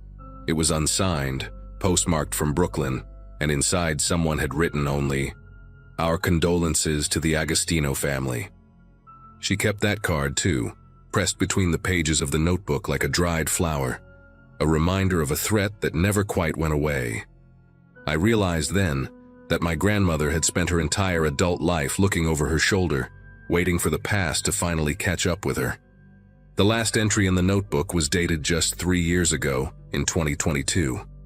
My grandmother's handwriting had grown shaky by then, the letters wobbly and uneven in a way that made my chest ache. I am 83 years old and I still check the locks twice every night. I still look at every unfamiliar car that drives down our road. Harold has been gone for over a decade now, and I am alone with this secret, the way I always knew I would be. Sometimes I think about telling the children, about leaving this box for them to find after I'm gone. But what good would it do? The men who killed Vincent are probably dead themselves by now. The Moranos are gone, broken up by the FBI in the 80s. There is no one left to be afraid of. And yet, I am still afraid. I have been afraid for 60 years, and I do not know how to stop. Maybe when I die, the fear will finally die with me. Maybe that is the only way it ends. I closed the notebook and pressed it against my chest, and I sat there in my dead grandmother's closet and cried for the terrified young woman she had been, and for all the years she spent carrying this weight alone. I do not know how long I stayed in that closet. The light coming through the bedroom window had shifted from afternoon gold to the soft gray of early evening by the time I finally pulled myself together. I put everything back in the shoebox, the certificate, the photographs, the clippings, the letter, the notebook, and I carried it downstairs to the kitchen table.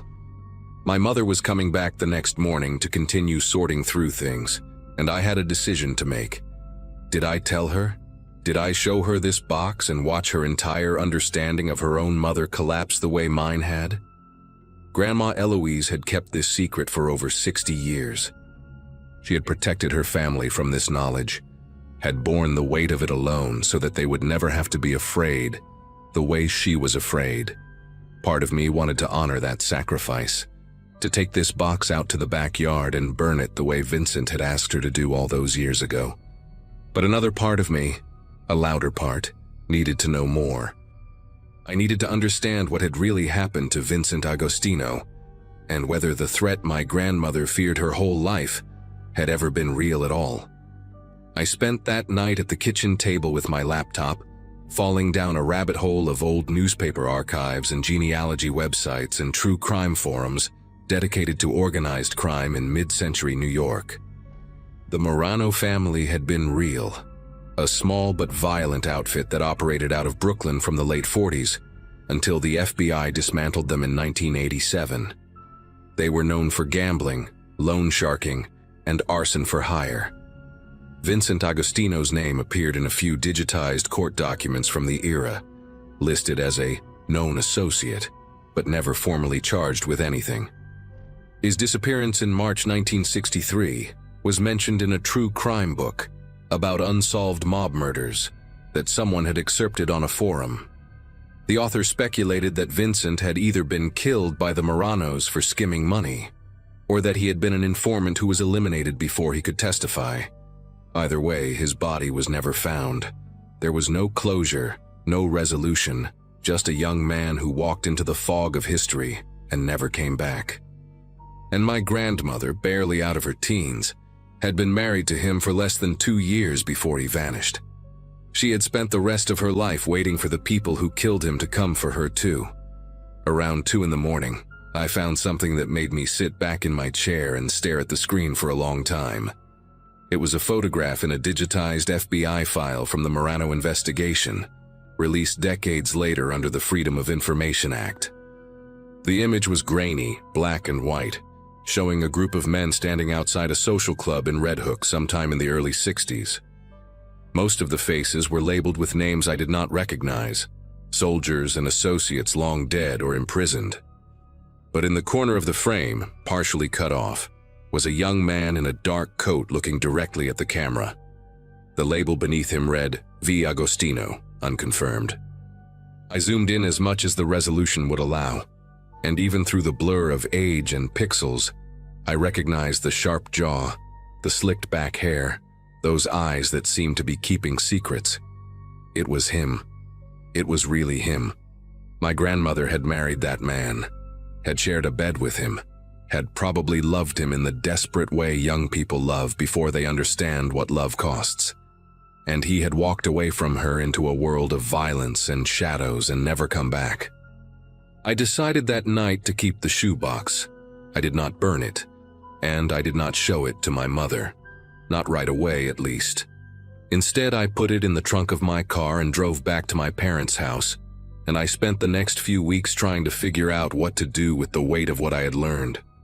Eventually, I did tell my mother. I waited until a quiet Sunday afternoon when my father was out golfing, and I sat her down at the kitchen table and opened the box in front of her.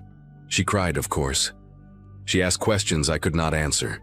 She looked at the photographs of her mother as a young bride and said she did not recognize the woman in them. But she also said something that has stayed with me ever since. She said, "All those years I thought she was just anxious. I thought she was paranoid about nothing. But she was protecting us. She was carrying all of this so we would never have to.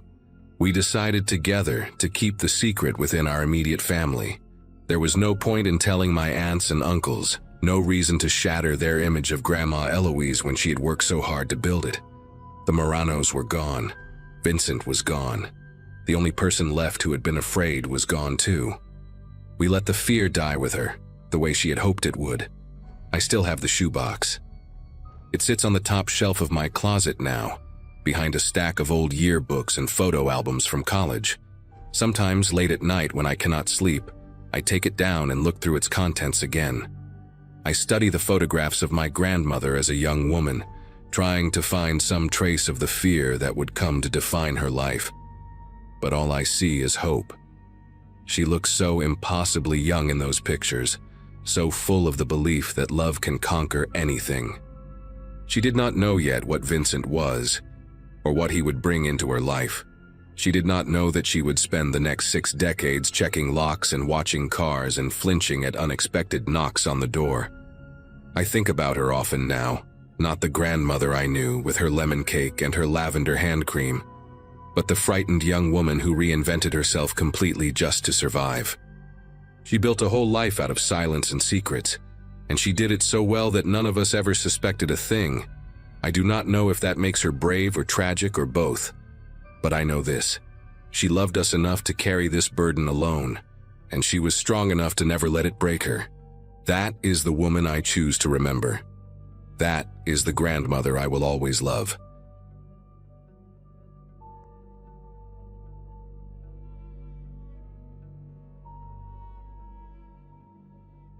A cream-colored envelope changed everything, though I did not know it yet when I pulled it from the mailbox 5 days after we buried Dad. March 2017 had been the worst month of my life up to that point. My father died of a heart attack in his recliner, alone in the Rochester apartment where he raised my sister and me after our mother walked out.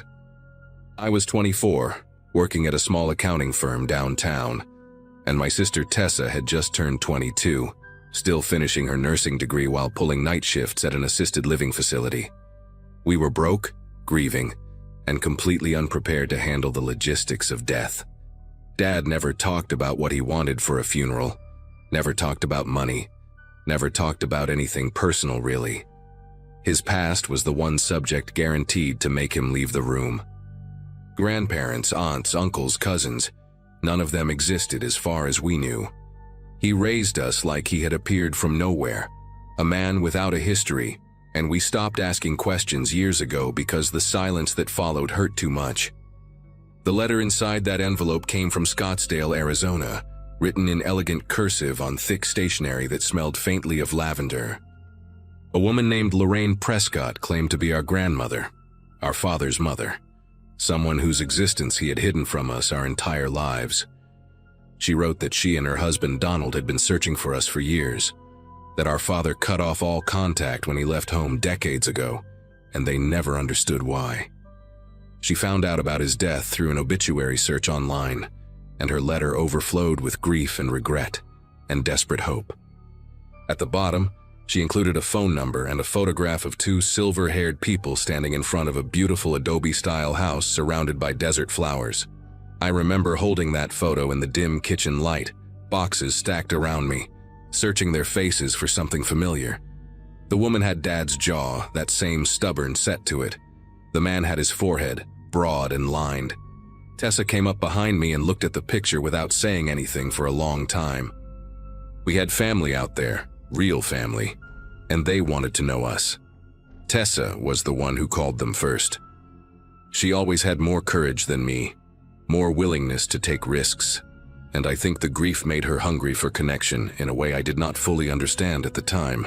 Lorraine answered on the second ring and immediately started crying, this soft, broken sound that made my sister tear up too.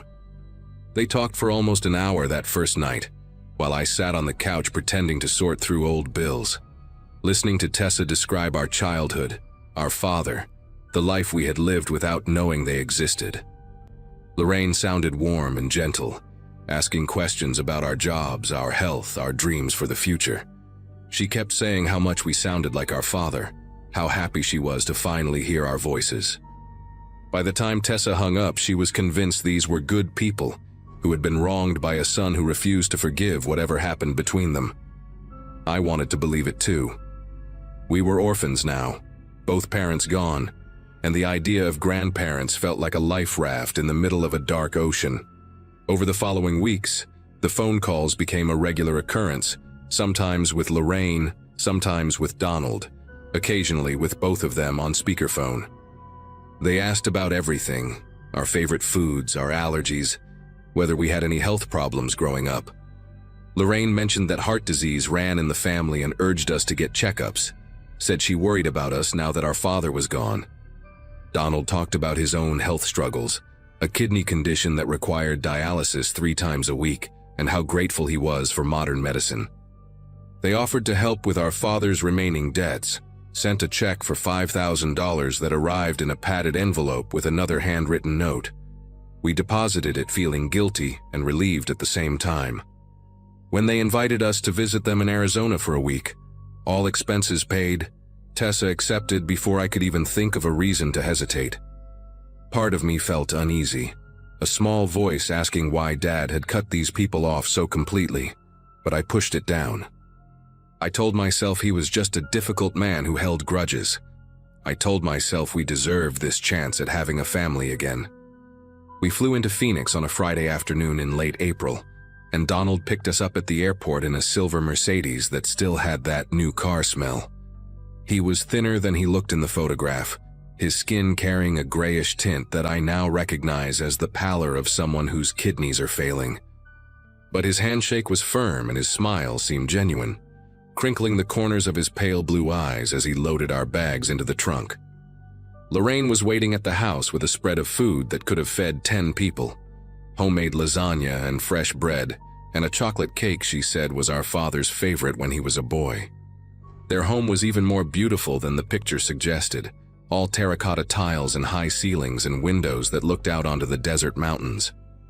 They had prepared a guest room for each of us, decorated with fresh flowers and soft towels and little baskets of toiletries.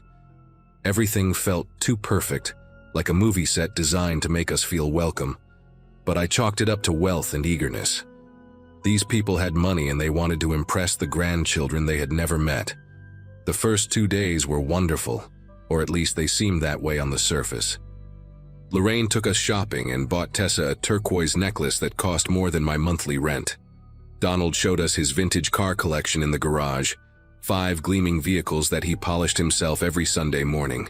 They told us stories about our father as a child, how he loved baseball and hated vegetables, how he used to build model airplanes in his room for hours. I learned that he had a dog named Chester who died when he was 12, and that he cried for a week straight. These details made me ache for the man I had lost, and also made me angry at him for keeping this from us. On the second night, Donald mentioned casually that he had scheduled us appointments at his personal physician's office for Monday morning. Just routine checkups, he said, since we were in town and it was important to know our family medical history. He would cover the cost, of course. Lorraine nodded and added that the doctor could run some blood work, check our kidney function and liver health, make sure we were in good shape. Tessa thanked them without hesitation. I said nothing, but something cold settled into my chest that I could not name. Monday morning came, and Donald drove us to a medical complex on the east side of Scottsdale, a sleek building with tinted windows and a lobby that looked more like a luxury hotel than a clinic. The physician, a tall man named Dr. Ashford with a silver goatee and an expensive watch, greeted Donald like an old friend. They shook hands and exchanged small talk about golf, while Tessa and I sat in the waiting room filling out paperwork. The forms asked detailed questions about our medical history, surgeries, medications, family illnesses going back 3 generations. There was an entire section about organ donation preferences, and whether we had ever been tested for tissue compatibility. I stared at those words for a long time, my pen hovering above the page. When I asked the receptionist why they needed this information for a routine checkup, she smiled and said it was standard procedure, nothing to worry about. Dr. Ashford called us back one at a time. He examined me thoroughly, more thoroughly than any doctor ever had, checking my blood pressure, listening to my heart, pressing on my abdomen with cold fingers. He drew 6 vials of blood and asked me to provide a urine sample. Before I left, he mentioned that he wanted to schedule an ultrasound of my kidneys for later in the week, just to establish a baseline for future reference. I found Tessa in the waiting room looking pale and quiet, her arm wrapped in a bandage from her own blood draw. She said Dr. Ashford had asked her strange questions, things like whether she smoked or drank heavily, whether she had ever had hepatitis, whether she would consider being a living donor someday if a family member needed help. She laughed when she told me, said he was probably just being thorough, but her laugh sounded hollow. On the drive back to the house, Donald talked about how important family was, how blood relatives had a responsibility to take care of each other, how his own brother had saved his life years ago by donating bone marrow when Donald had leukemia. Lorraine sat in the passenger seat nodding along, occasionally glancing back at us with an expression I could not read. That night I lay awake in my guest room, staring at the ceiling fan spinning slowly above me, replaying every conversation we had since that first letter arrived. The questions about our health, the insistence on checkups, Donald's kidney disease, the forms asking about tissue compatibility. A picture was forming in my mind, ugly and impossible, and I wanted desperately to be wrong. The next morning I woke up early before anyone else in the house was stirring, and I did something I am not proud of. I went into Donald's study, a wood-paneled room at the end of the hallway that he had shown us briefly on our first day, and I searched through his desk. My heart was pounding so hard I could hear it in my ears, and every creak of the floorboards made me flinch. In the bottom drawer, beneath a stack of financial documents and old photographs, I found a folder labeled with our names. Inside were printed copies of our social media profiles, screenshots of posts going back years, a timeline of our lives pieced together from public information. There were notes in Lorraine's handwriting about our jobs, our addresses, our relationship statuses. And there was a letter from a transplant center in Phoenix, dated 2 months before our father died, informing Donald that he had been moved up the kidney transplant waiting list, but that a living donor would significantly improve his chances and reduce wait time.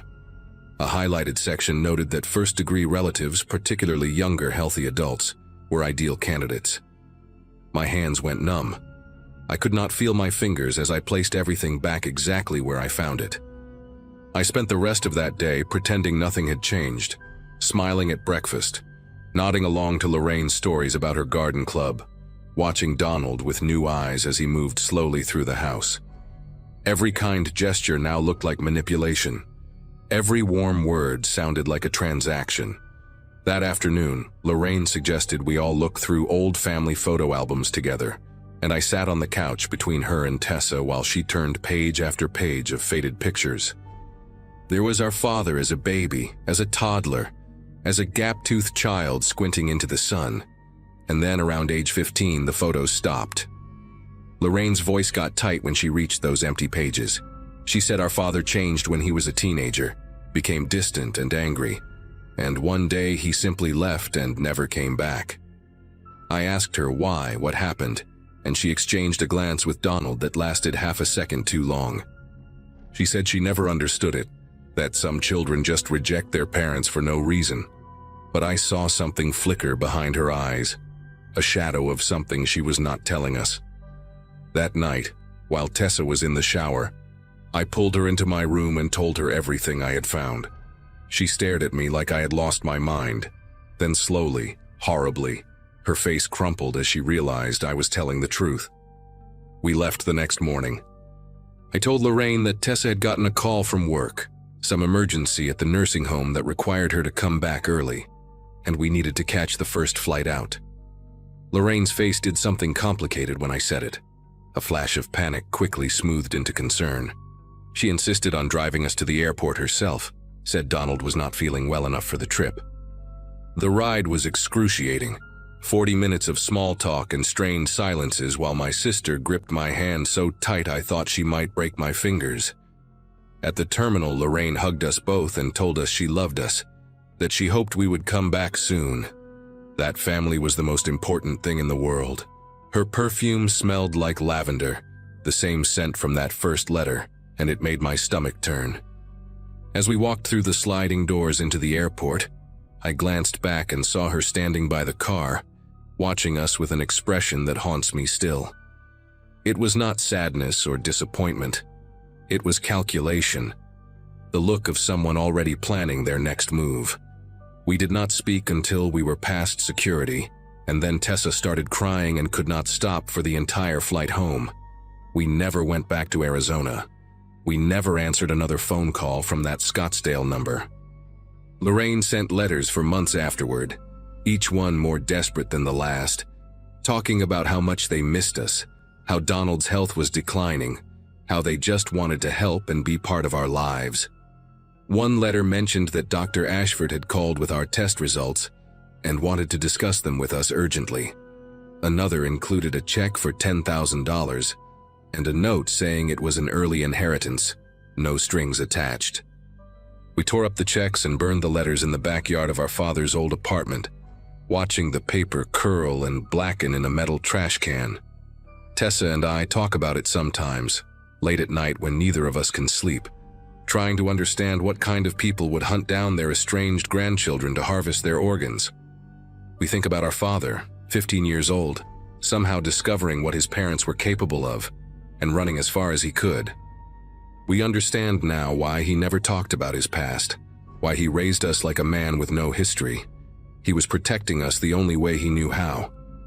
I still wonder if Donald ever got his kidney, if some other desperate relative or stranger saved his life. I wonder if Lorraine is still out there, searching obituaries for other family members, other potential donors. Some nights I dream about that house in the desert, those terracotta tiles and high ceilings, and I wake up feeling like I escaped something I will never fully understand. My father saved us twice, once by running away and once by dying before they could reach us through him. I wish I could thank him for that. I wish I could tell him I finally understand.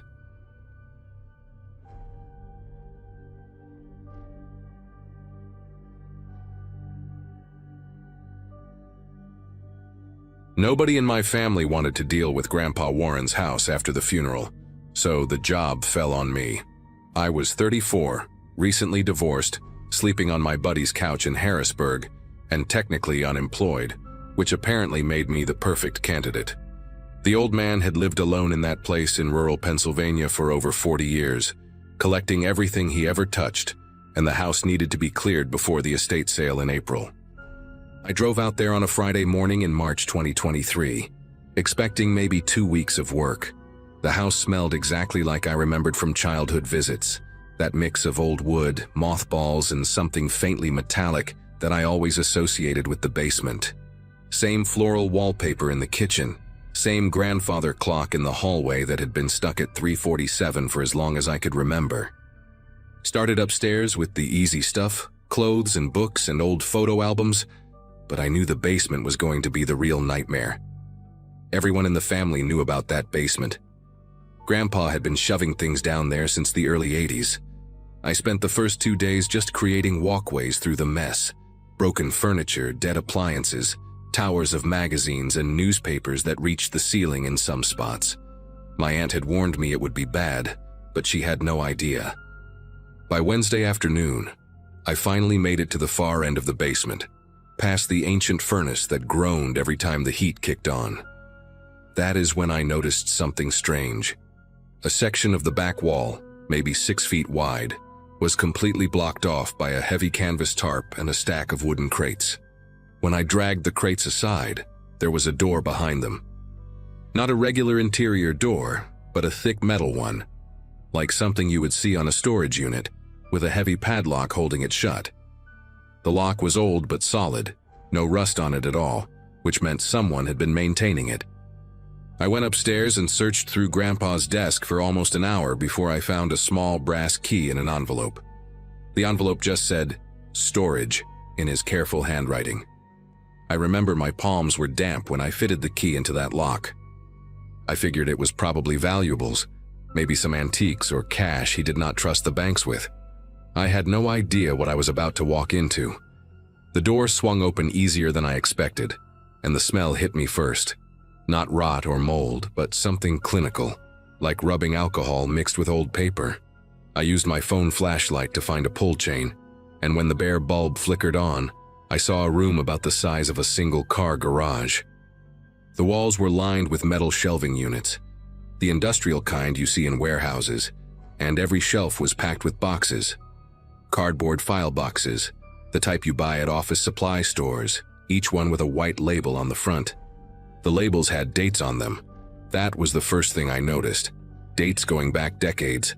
1987, 1991, 1994, 2003, 2011. They were not in order, just scattered across the shelves, but there had to be at least 30 or 40 boxes in there. In the center of the room was a wooden desk with an old lamp on it, the kind with the green glass shade, and a chair that looked like it had been sat in thousands of times. The seat cushion was worn down to almost nothing. I stood in that doorway for a long time, just trying to understand what I was looking at. My first thought was that Grandpa had been running some kind of side business, maybe tax stuff, or legal documents for people in town. That would have made sense. That would have been fine. I pulled down the first box I could reach, the one labeled 1994, and set it on the desk. Inside were file folders, maybe a dozen of them, each one thick with papers. I opened the first folder and found newspaper clippings. They were yellow and brittle, carefully cut out and preserved in plastic sleeves. The headlines made my throat tighten. Woman found dead near creek, no suspects. Police baffled by brutal slaying in Westmoreland County. Body discovered in wooded area. Investigation ongoing. Every clipping was about a murder. Unsolved murders. I flipped through the folder, and there had to be 15 or 20 articles in there. All from different newspapers, all from 1994, all about killings that were never solved. At the bottom of the folder, underneath all the clippings, there was a small Ziploc bag. Inside the bag was a silver bracelet with a charm on it, a little heart with the letter M engraved on it. I just stared at it. My brain was trying to come up with an explanation. Maybe Grandpa had been interested in true crime, like those people who follow cold cases as a hobby. Maybe he collected this stuff because he wanted to help somehow. But that bracelet, that was not a newspaper clipping, that was something real, something someone had worn on their wrist. I opened another folder from the same box, more clippings, more unsolved cases, and another Ziploc bag at the bottom. This one had a keychain in it, one of those cheap plastic ones with a photo holder. The photo inside showed a young woman with dark hair smiling at the camera. She looked like she was at a party or a barbecue, holding a red cup. I set it down and opened the next folder.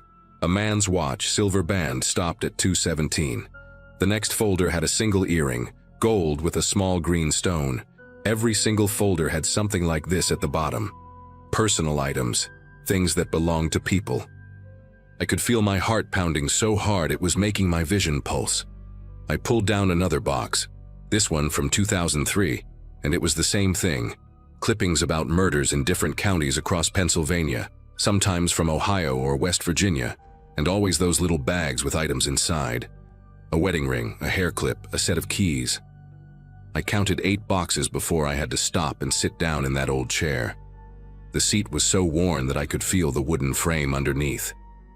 I sat there trying to breathe, trying to think of any explanation that did not lead where my mind was going. That is when I noticed the drawer in the desk.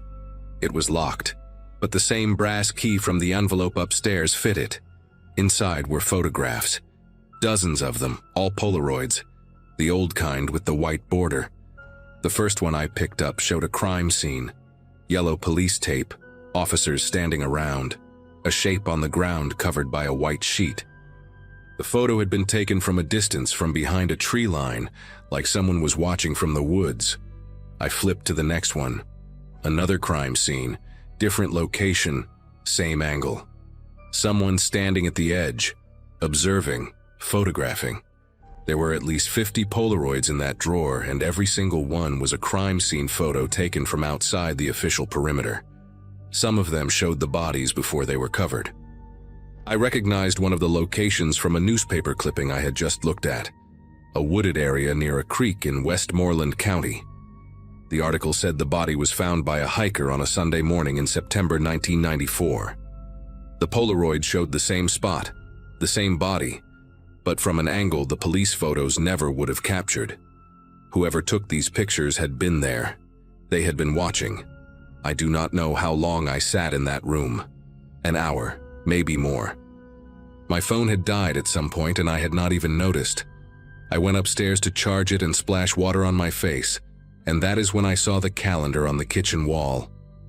Grandpa had kept the same kind of calendar for as long as I could remember. Those big ones with a square for each day where you write appointments. He had a whole stack of old ones in a kitchen drawer, going back years. I do not know what made me start looking through them. Maybe I already knew. Maybe I just needed to see it for myself. I pulled out the 1994 calendar and flipped to September. On the weekend before that woman was found near the creek, there was a note in Grandpa's handwriting. Fishing trip, back Monday. I grabbed the newspaper clipping from downstairs and checked the date. She was found on Sunday, September 18th. According to his calendar, Grandpa was on a fishing trip that whole weekend, left on Friday and came back Monday. I felt sick. I grabbed another calendar, 2003, and cross-referenced it with the clippings from that box. Every single time, every murder, there was a note about Grandpa being out of town, fishing trip, visit cousin in Erie, hardware convention in Pittsburgh, church retreat. I spent the next 3 hours going through every calendar I could find and matching them to the dates in those boxes. 17 years of calendars, and the pattern never broke, not once. When there was a murder in the clippings, Grandpa was always gone that weekend. Always had some excuse written down in his neat handwriting. I started making a list on a piece of paper, 2 columns, one for the murder date and one for his alibi. By the time I got to the bottom of the page, I had 23 entries, 23 unsolved murders across 3 states, 23 weekends where my grandfather was supposedly fishing or visiting family or attending some event.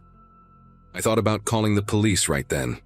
I had my phone in my hand, thumb hovering over the keypad, but I did not. I could not. This was the man who taught me how to ride a bike, the man who took me to baseball games and bought me ice cream and sat with me when I had nightmares. I needed more. I needed to be absolutely sure before I destroyed his memory, before I told my mother that her father was a monster. So I kept digging. At the bottom of the desk drawer, underneath all the Polaroids, there was a leather notebook. The cover was cracked and worn, like it had been handled 1,000 times. I opened it and found page after page of handwritten notes, all in Grandpa's careful script. Dates, locations, names. Some entries were just a few lines. April 14th, 1991. Route 30, rest stop near Greensburg. Female, late 20s, brown hair. Blue Toyota in the parking lot. Alone. Other entries were longer, more detailed. Physical descriptions, habits, what time someone left work or went jogging or walked their dog. I realized I was looking at surveillance notes. He had been watching these people, studying them, learning their routines.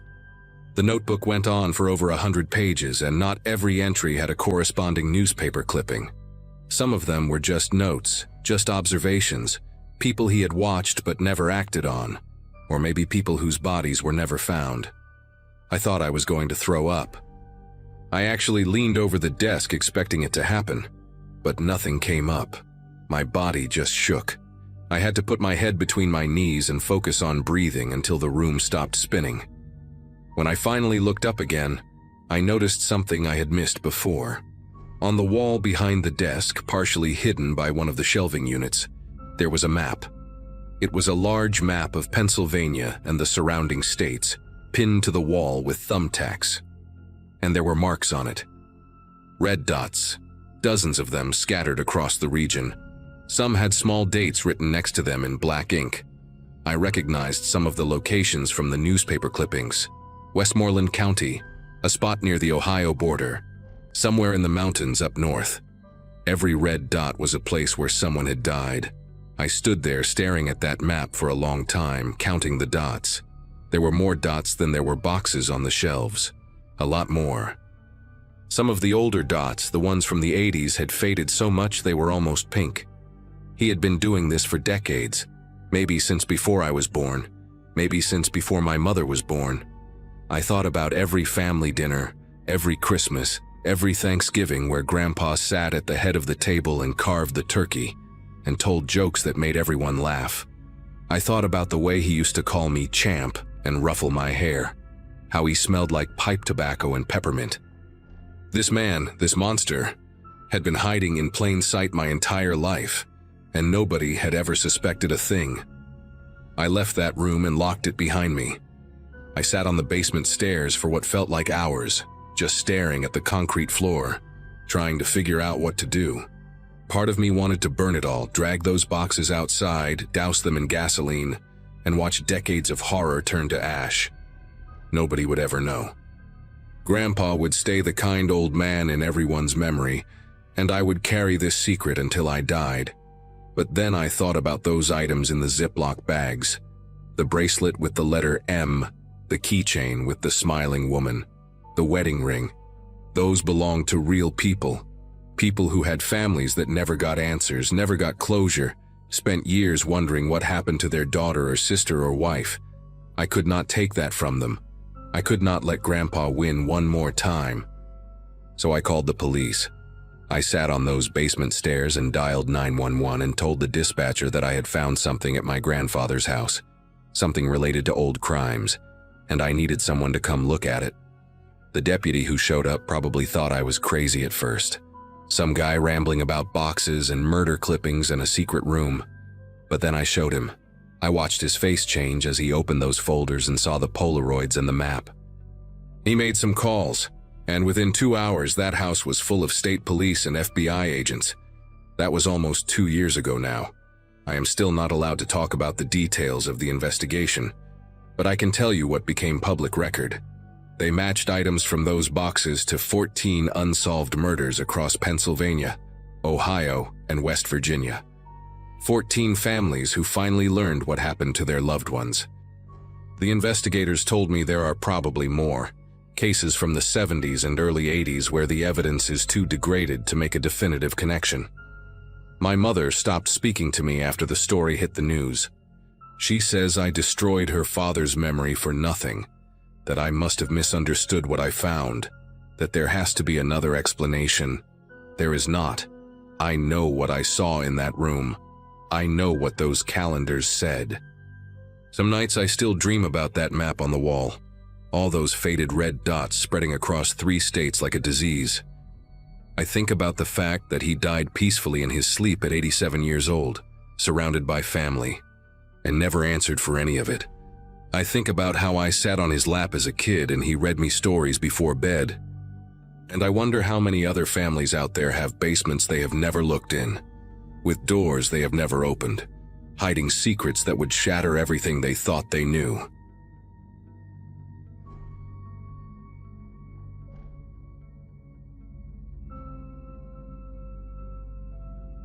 Hospital rooms have a particular silence that sits heavy in the air, different from any other kind of quiet I have ever experienced. I learned that during my years as a nurse at St. Catherine Memorial in Harrisburg, Pennsylvania, but nothing prepared me for how that silence would feel when it was my own grandmother lying in the bed. October 2017 was supposed to be a good month for me. I had just gotten engaged to my college sweetheart. We were planning a spring wedding, and life seemed to be falling into place the way everyone always promised it would. Then my mother called at 6 in the morning on a Tuesday, her voice cracking, as she told me that Nana Ruth had collapsed in her kitchen, and the doctors were saying she might not have much time left. I drove 3 hours through rain so heavy I could barely see the road, my knuckles white against the steering wheel, praying to a God I was not sure I believed in anymore. By the time I arrived, she had already slipped into that halfway state between consciousness and whatever comes next, her eyes closed and her breathing shallow and labored. Nana Ruth was 87 years old, and until that Tuesday morning, she had seemed invincible to me. She still lived alone in the same farmhouse where she had raised my mother, still tended her vegetable garden every spring, still made her famous apple butter every fall, and sent jars of it to everyone in the family. I had graduated nursing school when I was 23, young and idealistic, convinced that understanding the mechanics of death would somehow make it easier to face. Sitting beside her bed that Wednesday, holding her hand while my parents took turns pacing the hallway and making phone calls, I realized how wrong I had been. Her skin felt like tissue paper, thin and dry and fragile in a way that made my throat tighten every time I looked at her.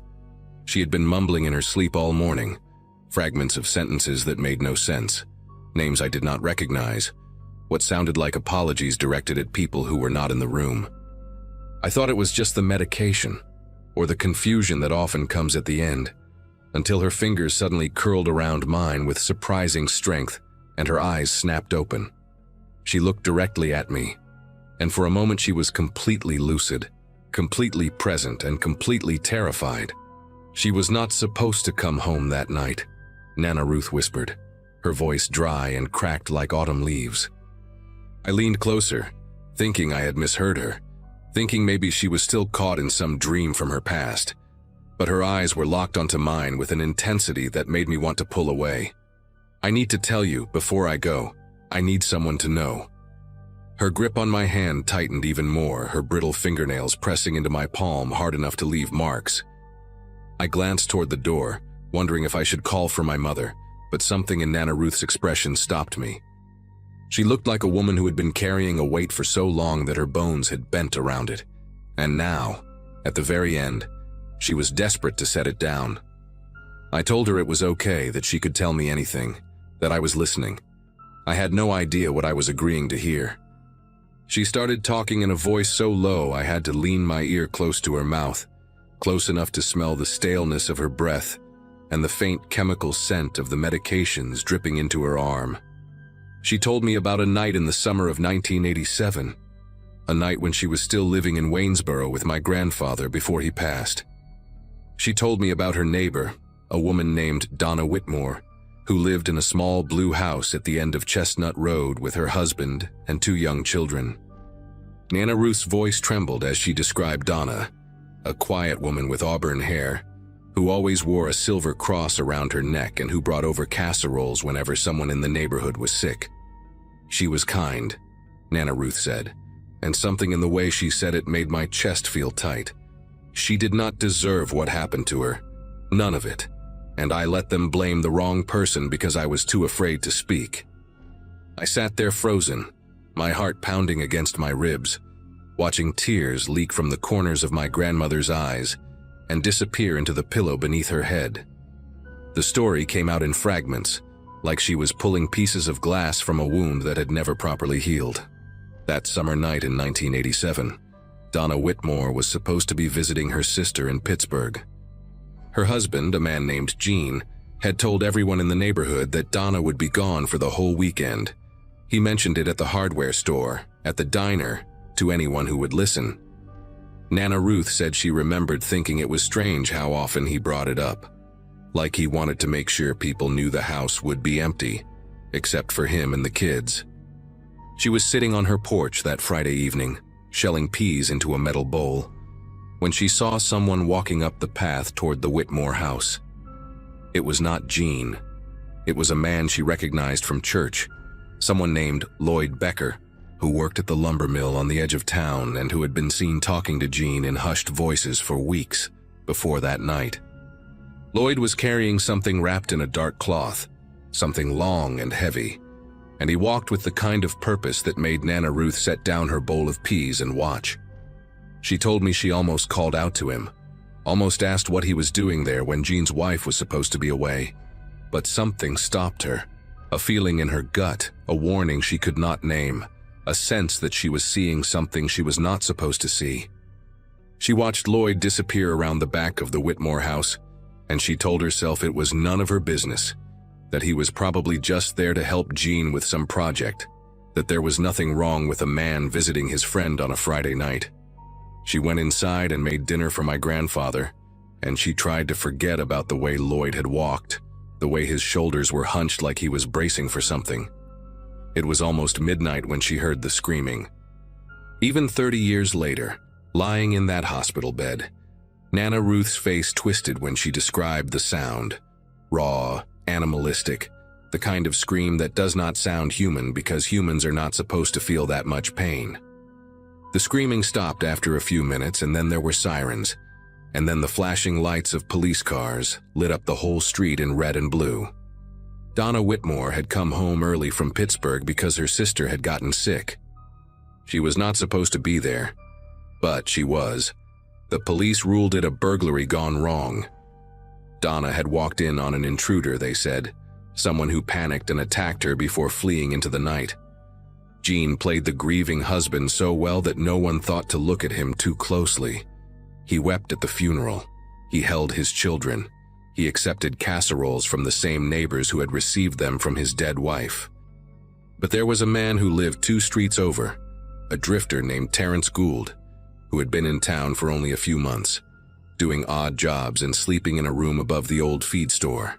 Terrence had a record: petty theft, a bar fight that landed him 6 months in county jail, and he had no alibi for that Friday night because he had been drinking alone in his room.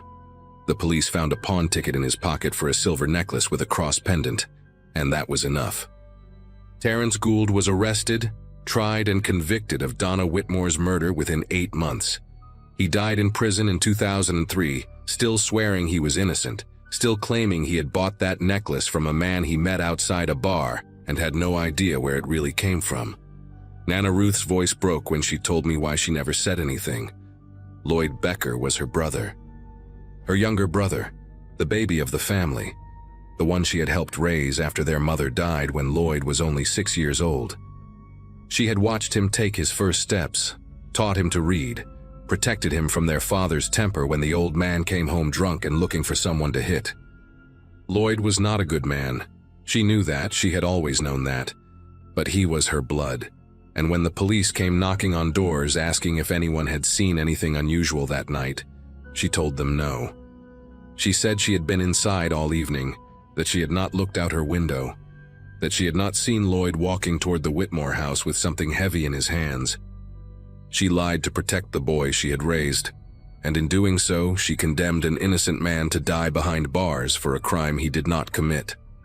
"I have carried it every day since," she whispered, her voice barely audible now, her grip on my hand weakening. "Every single day, and now I am going to meet my Maker, and I do not know if he will forgive me. But I needed you to know. Someone had to know the truth." She died less than an hour later, slipping away so quietly that I almost missed it. One moment she was breathing, shallow and labored, and the next moment, she simply was not. I sat there holding her hand long after it went cold, unable to move, unable to process what she had told me.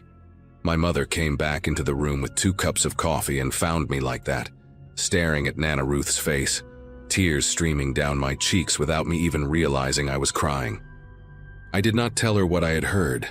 I did not tell anyone. Part of me wanted to believe it was just the ramblings of a dying woman, the confusion of a brain shutting down, memories tangled with dreams and regrets that had no basis in reality. I held on to that hope through the funeral, through the burial in the little cemetery behind the Methodist church, where Nana Ruth had worshipped for 60 years, through the weeks that followed when I tried to return to my normal life and pretend that everything was fine. But I could not stop thinking about Donna Whitmore, about Terrence Gould, about a man named Lloyd Becker who walked toward a house with something heavy in his hands on a summer night 30 years ago. It was almost 3 weeks after the funeral when I finally broke down and searched for it online. I told myself I just wanted to prove that Nana Ruth had been confused, that there was no murder on Chestnut Road in Waynesboro in 1987, that the whole story was a fiction her dying brain had constructed from fragments of old television shows and half-remembered news reports. I typed in Donna Whitmore Waynesboro 1987 and hit enter, and the first result made me feel like all the air had been sucked out of the room. There she was, a newspaper photograph from the Waynesboro Herald, grainy and faded, but unmistakably real. Auburn hair, a gentle smile, a small silver cross visible at her throat. The headline read, "Local Woman Slain in Home Invasion," and the date was July 18, 1987. I scrolled through article after article, my hands trembling against the keyboard, reading about the investigation, the arrest, the trial, the conviction. Terrence Gould's mugshot stared back at me from the screen, a thin man with hollow eyes and a look of bewildered terror, like he could not understand what was happening to him. And then I found something that made me stop breathing entirely. A small article from just 2 months earlier, buried in the local news section of the Waynesboro paper. The headline read, "Cold Case Review, 1987. Whitmore Murder Reopened After New Evidence Surfaces." I read that article so many times that I could recite it from memory. A detective named Hank Ellsworth had been assigned to review old cases as part of a state initiative, and when he pulled the Whitmore file, he found inconsistencies that the original investigators had overlooked.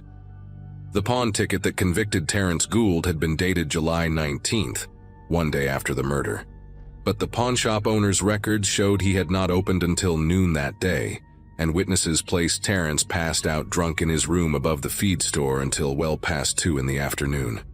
There was no way he could have pawned that necklace in the window of time the prosecution claimed.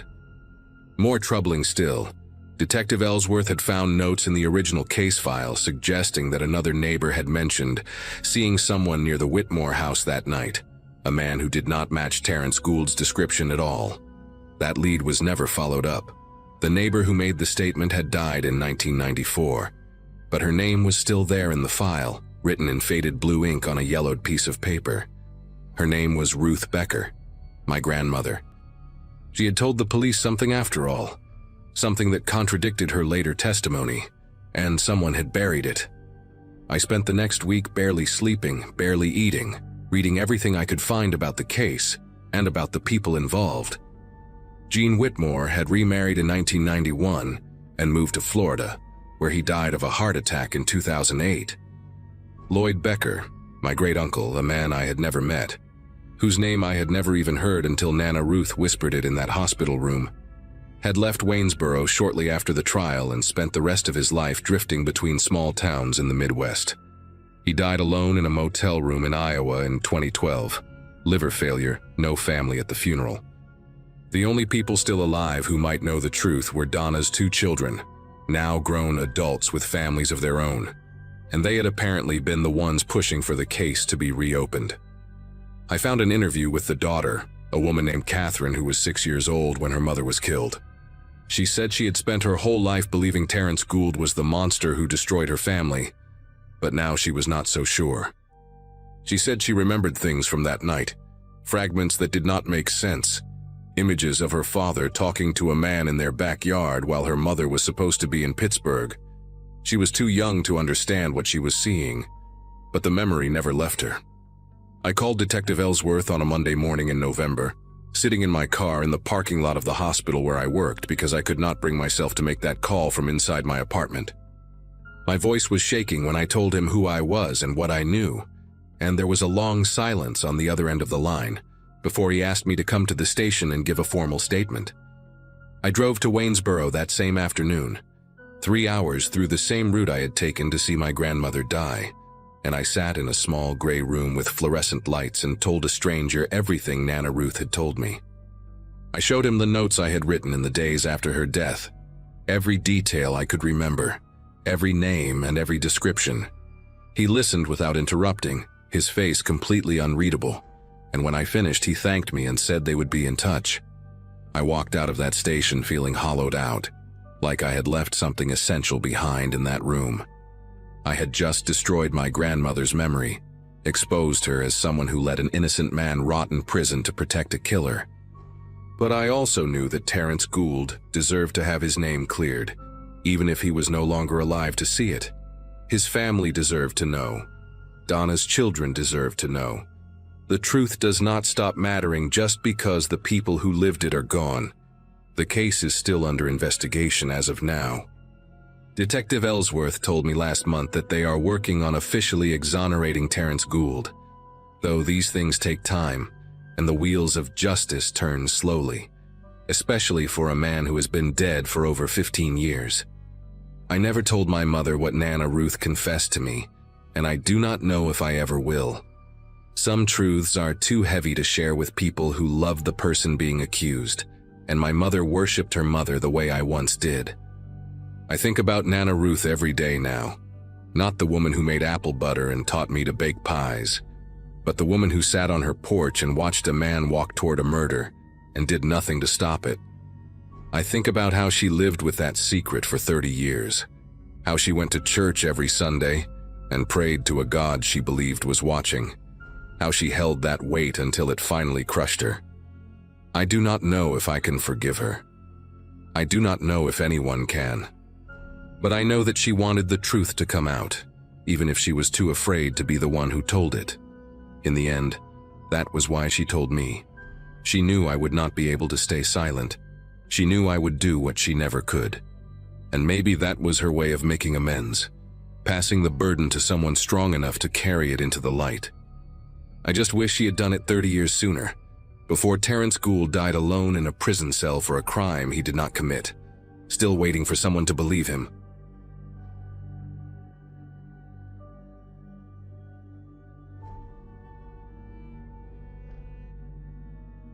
Grandma Evelyn called me on a Wednesday night, said she needed help going through some old boxes in the attic, and asked if I could come stay for the weekend.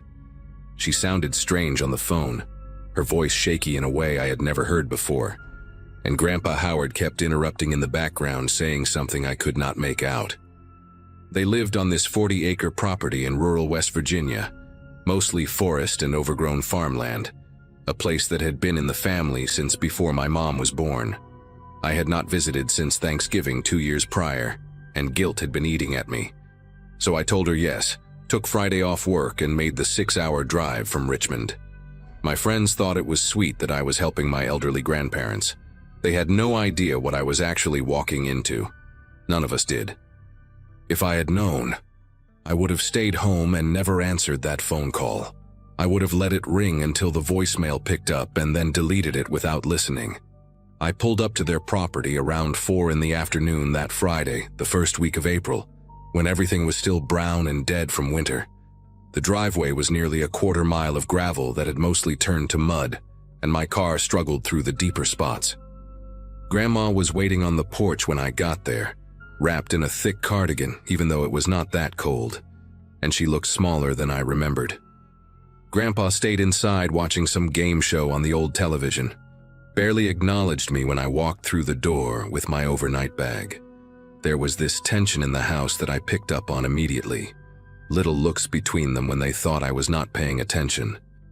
Grandma would start to say something and then catch herself, change the subject to something mundane like the weather or what she was making for dinner. I figured they were just getting old, maybe having some health issues they did not want to worry me about. But it was more than that. Something was wrong in that house, something neither of them wanted to talk about. And I spent that whole first evening trying to figure out what it was.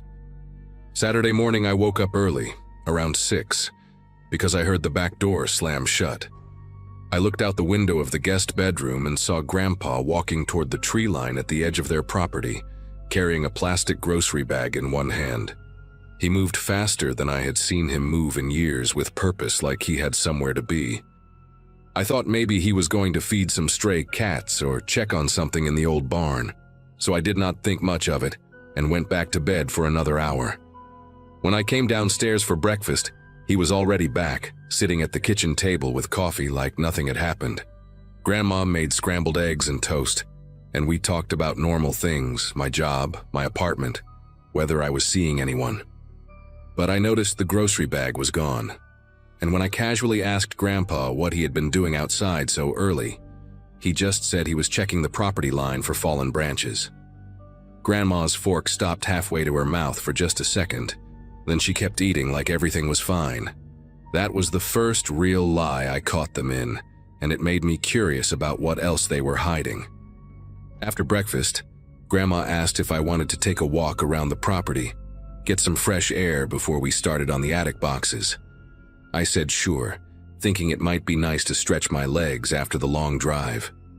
We walked past the old chicken coop that had not housed chickens in decades, past the collapsing barn with the rusted tractor inside, and toward the edge of the woods. Grandma pointed out different trees she remembered from her childhood, told me stories about playing in these woods when she was a girl. But I noticed she kept steering us away from a certain direction, always finding a reason to turn left instead of right, to circle back toward the house. At one point I saw what looked like a worn path cutting through the underbrush, heading deeper into the forest, and I asked her where it led. She got quiet for a moment, then said it was just an old hunting trail that did not go anywhere anymore. Her voice was tight when she said it, and she would not meet my eyes. That path was clearly still being used, the vegetation trampled down, fresh boot prints visible in the mud. Someone had walked that trail recently, and Grandma did not want me to know about it. That afternoon, while my grandparents were napping, I decided to follow the trail myself. I told myself I was just curious. Maybe there was an old shed or something interesting back there, nothing to worry about. I put on my hiking boots and headed into the woods, following the worn path through the trees. The forest was dense, mostly oak and pine, and the further I walked, the quieter everything got. No birds singing, no squirrels running through the branches, just my footsteps crunching on dead leaves. After about 10 minutes, the trail opened up into a small clearing, and that is when I saw the well. It was an old stone well, the kind you see in pictures from 100 years ago, with a wooden cover that had been placed over the top. The cover looked newer than the well itself, maybe only a few years old, and there were heavy rocks placed on top of it like someone wanted to make sure it stayed closed. But what really got my attention was the structure next to it, half hidden by overgrown bushes. It looked like an old root cellar or storm shelter, a concrete entrance built into a small hill with a rusted metal door that was slightly ajar. I should have turned around right there. Every instinct told me to go back to the house and pretend I never found this place. But I kept thinking about Grandpa sneaking out at dawn with that grocery bag, about Grandma steering me away from this direction, about all the strange looks and half-finished sentences. So I walked over to the shelter and pulled the door open wider. The hinges screamed with rust and a smell hit me immediately, damp earth and something else, something stale and human.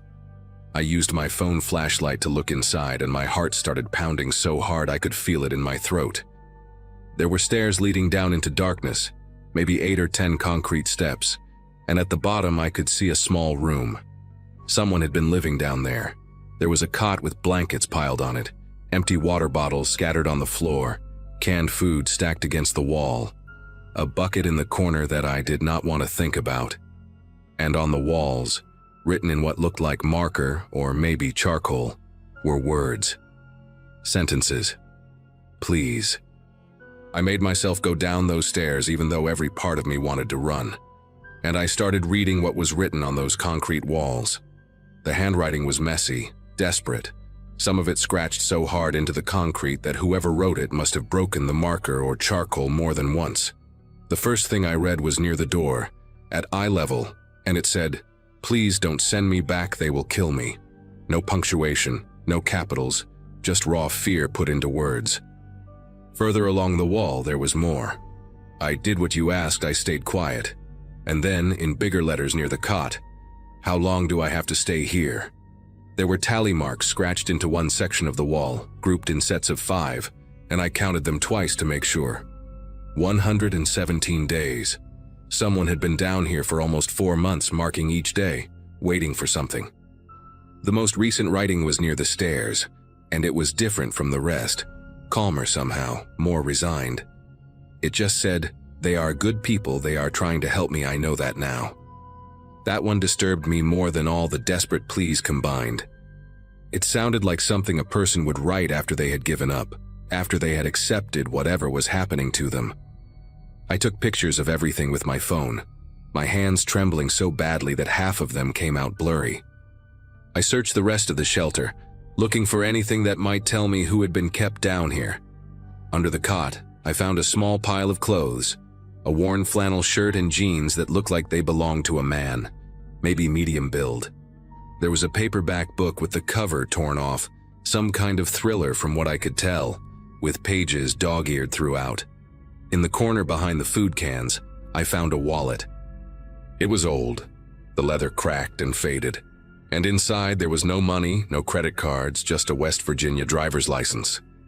The photo showed a man in his 30s, thin face, dark hair, tired eyes. The name on the license was Curtis Allen Webb, and according to the birth date, he would have been 34 when the license was issued. The issue date was 2015, which meant it had expired years ago.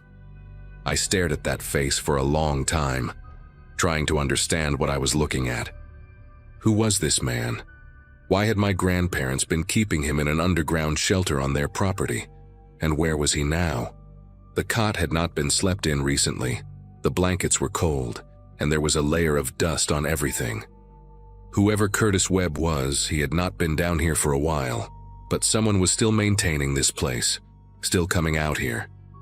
The grocery bag Grandpa had carried that morning had to be connected somehow.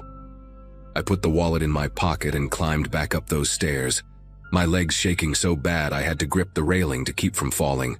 When I got outside, I looked at the well again, really looked at it this time. The wooden cover was thick, solid, built to hold weight. Those rocks on top were not decoration, they were there to keep something in or keep someone out. I walked over and tried to move one of the rocks, but it was heavier than it looked, maybe 40 or 50 pounds. I managed to slide it to the side, then another one until I could lift the edge of the wooden cover just enough to peer inside. The smell that came up was horrible, wet and rotten, like standing water mixed with decay. I shined my phone flashlight down into the darkness, but the well was deep, maybe 30 feet, and I could not see the bottom clearly. There was water down there, black and still, and something floating on the surface. It looked like fabric, maybe cloth, bunched up and waterlogged. I could not tell what it was, and I did not want to know. I dropped the cover back down, shoved the rocks into place, and walked back to the house as fast as I could without running. My grandparents were awake when I got back, sitting in the living room watching television like nothing in the world was wrong. I stood in the doorway for a moment, looking at these two people I had known my whole life, trying to reconcile the grandparents who had taught me to fish and baked me birthday cakes with whatever was happening in that underground shelter. Grandma looked up and smiled at me, asked if I had enjoyed my walk. I said yes, it was nice, and then I went upstairs to the guest room and locked the door. I sat on the bed and pulled out the wallet, stared at Curtis Webb's face on that expired license. I searched his name on my phone, but the signal out there was terrible, barely one bar and nothing would load. I tried different combinations: Curtis Webb, West Virginia, Curtis Webb missing person, Curtis Webb obituary.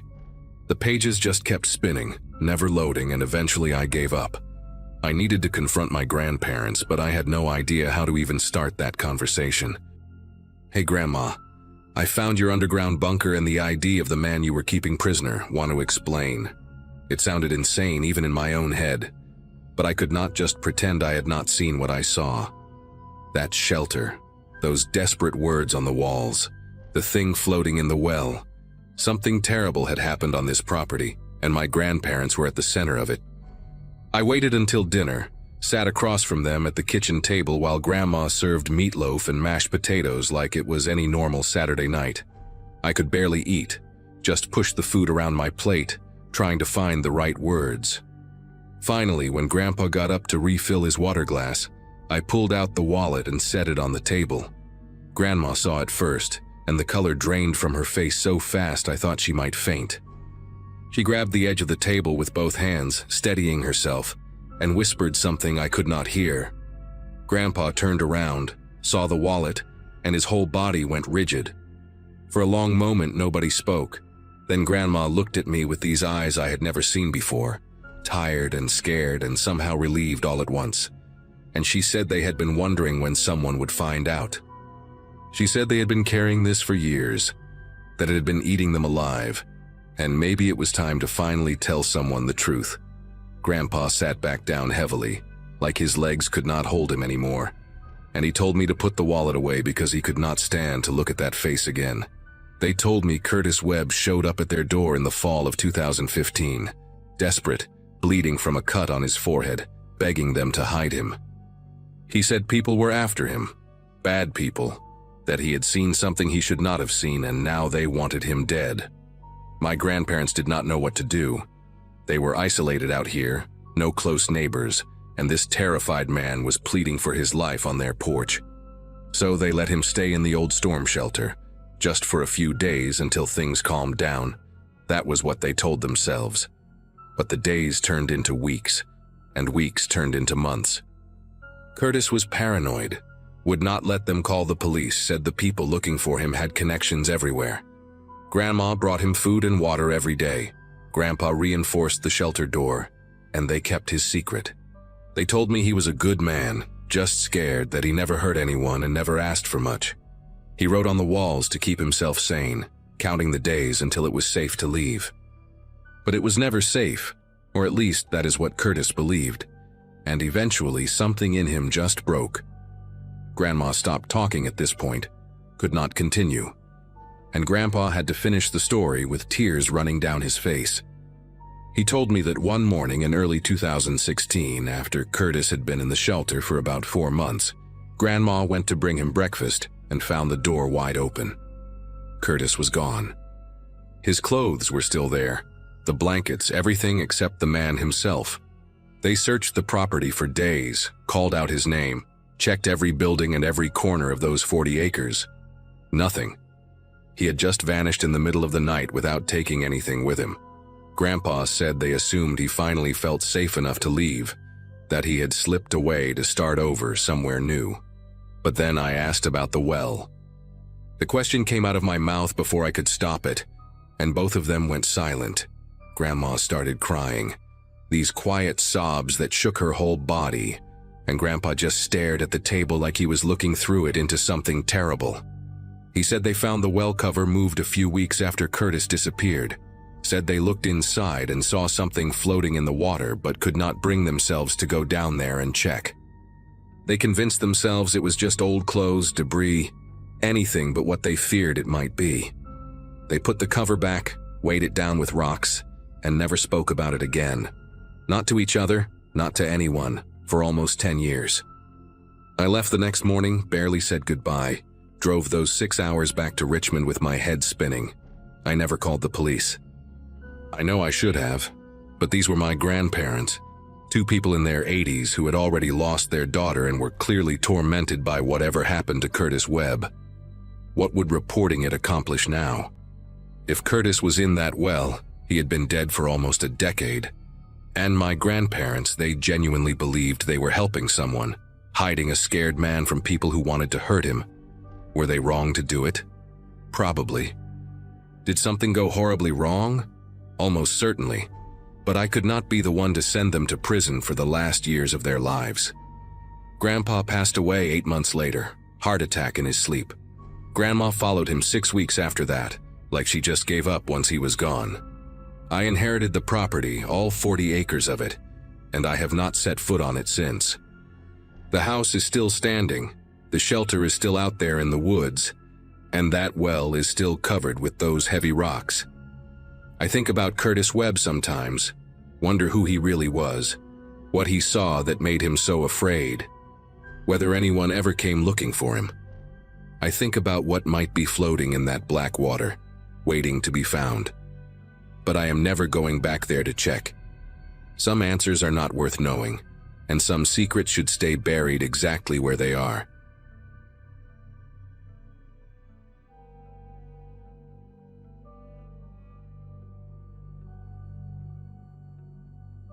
My grandmother waited until she was 83 years old to finally tell me the truth.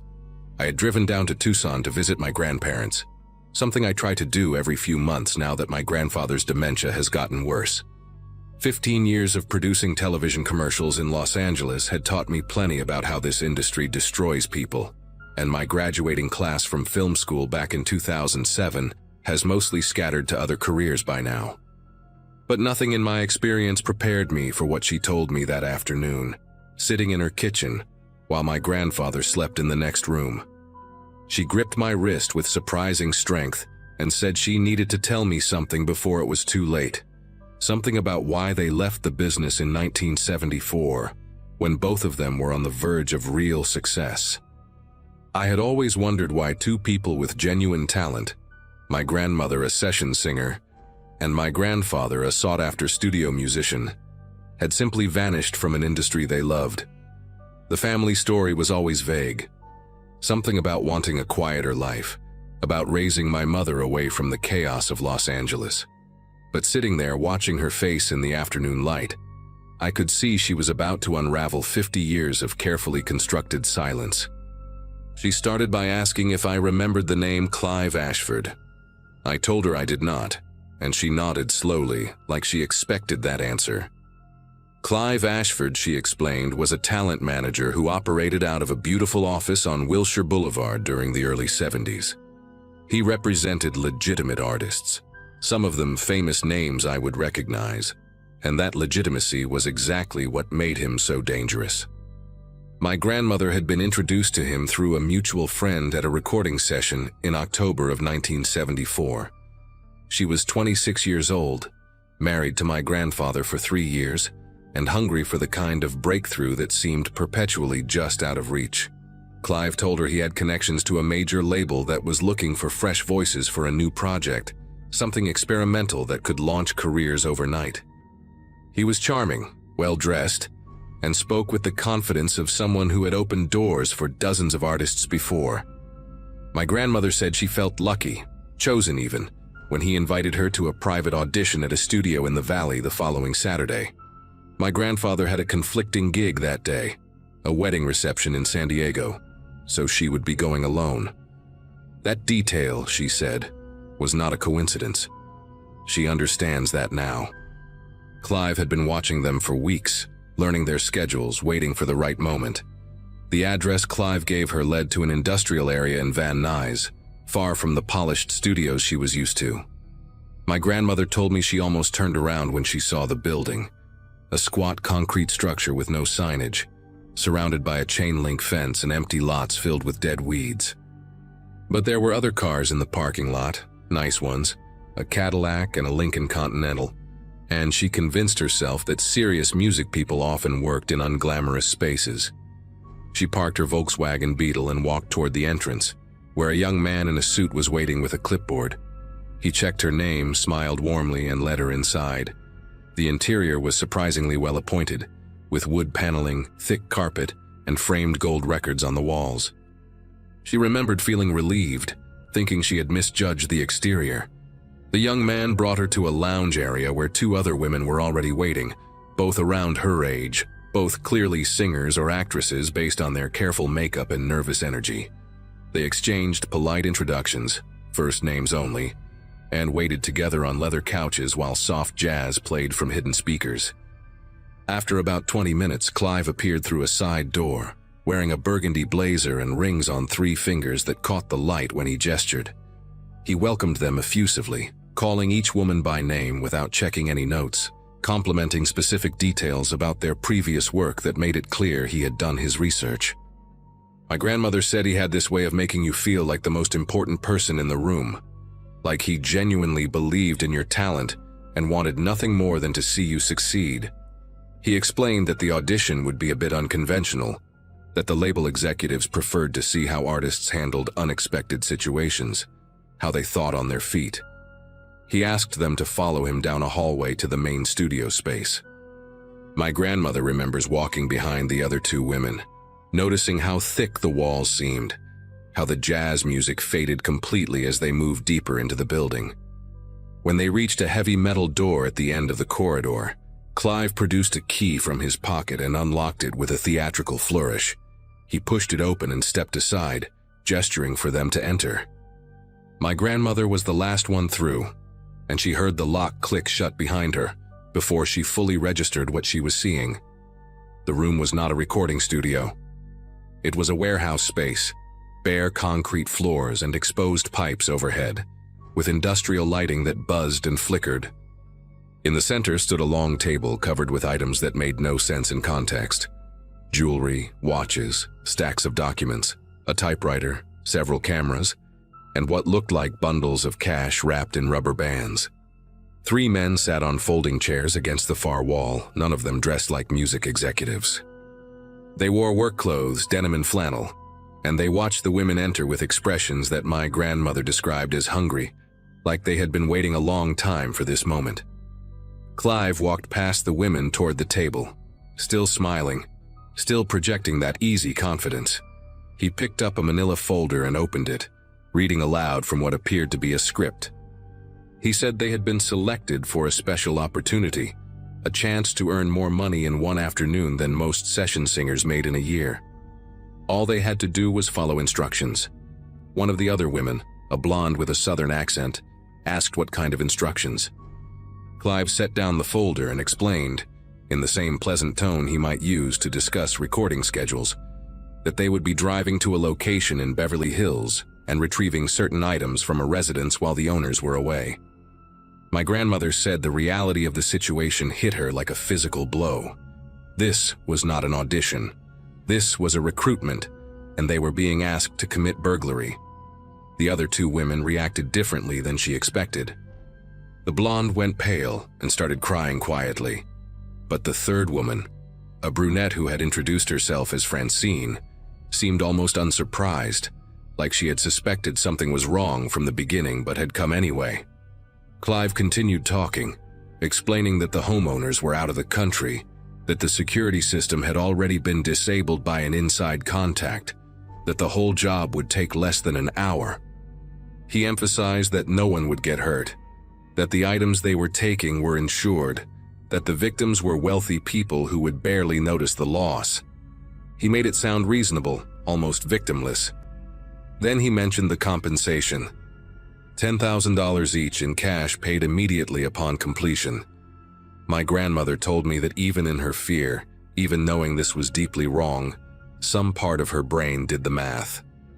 $10,000 in 1974 was more than she and my grandfather earned in 6 months combined. She hated herself for even considering it, but that hesitation, those few seconds of temptation, bought her enough time to notice something important about the room they were standing in. There was a second door. It was partially hidden behind a stack of wooden pallets in the corner, painted the same gray as the walls, but she could see the outline of a frame and the glint of a handle. She did not look at it directly, did not want to draw attention, but she mapped its position in her mind while Clive kept talking. He was explaining the logistics now, how they would travel in separate vehicles, how they would enter through a service entrance at the back of the property, how each woman would be responsible for specific items on a list. One of the men against the wall stood up and walked toward them, holding 3 pairs of thin leather gloves.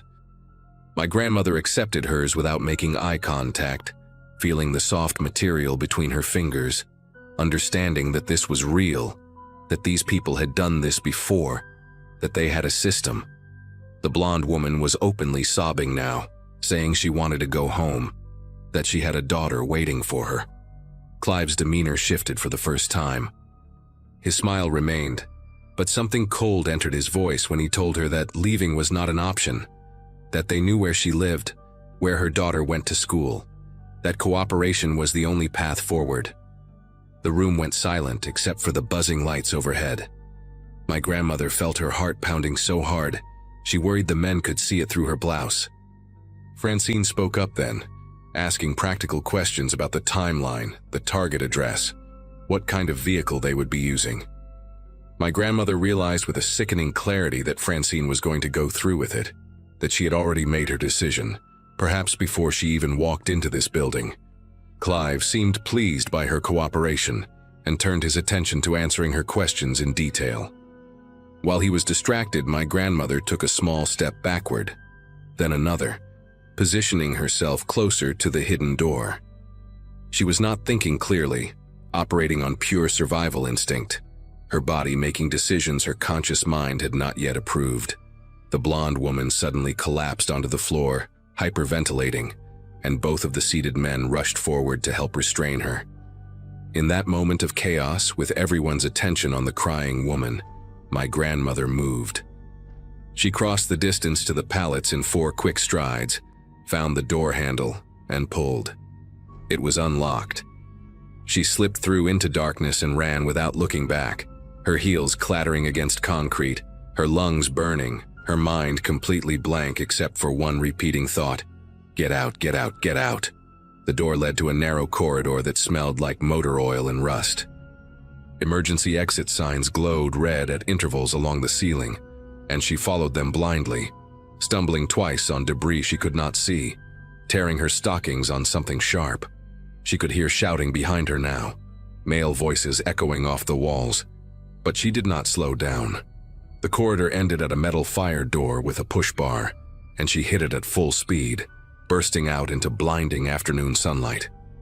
She found herself in an alley behind the building, dumpsters overflowing with garbage, a stray dog watching her from beside a pile of cardboard boxes. Her Volkswagen was parked on the other side of the building, impossible to reach without being seen, so she made a decision in a fraction of a second and ran the opposite direction, toward the street. She kicked off her heels and sprinted barefoot on hot asphalt, not caring about the pain, not caring about anything except putting distance between herself and that gray concrete room. She reached a busy intersection and flagged down the first car she saw, a station wagon driven by an elderly woman who looked terrified by this barefoot, wild-eyed stranger pounding on her window. My grandmother begged her to drive, said she was being chased, said her life was in danger. The woman hesitated for only a moment before unlocking the door. They drove in silence for several miles before my grandmother felt safe enough to speak. The woman, whose name she never learned, dropped her at a gas station in Burbank, where she called my grandfather from a payphone. She was crying so hard she could barely form words, and he left the wedding reception immediately, driving 90 miles an hour up the freeway to reach her. When he arrived, she told him everything, every detail, sitting in the front seat of his car in that gas station parking lot while the sun went down. My grandfather wanted to go to the police, but my grandmother refused. Clive knew her name, knew where she worked, probably knew where they lived. These were not amateurs running a small-time scam. This was organized, methodical, and clearly not the first time they had done this. She had seen the items on that table, dozens of stolen goods ready for distribution, and she had seen the look in those men's eyes when the blonde woman tried to refuse. Going to the police would mean giving statements, testifying, putting their names in official records that could be accessed by people with connections. She was convinced that cooperation with law enforcement would get them both killed. My grandfather argued with her for hours, but in the end, her fear won out. They went home that night and started packing. Within 2 weeks, they had sold everything they could not fit in their car and driven to Tucson, where my grandfather had a cousin willing to let them stay until they found their footing. They told everyone they were leaving for personal reasons, family obligations, a sick relative who needed care. They canceled recording sessions, broke contracts, burned bridges with producers and labels who had invested time and money in their careers. My grandmother said the hardest part was not the financial loss or the professional destruction, but the silence that followed.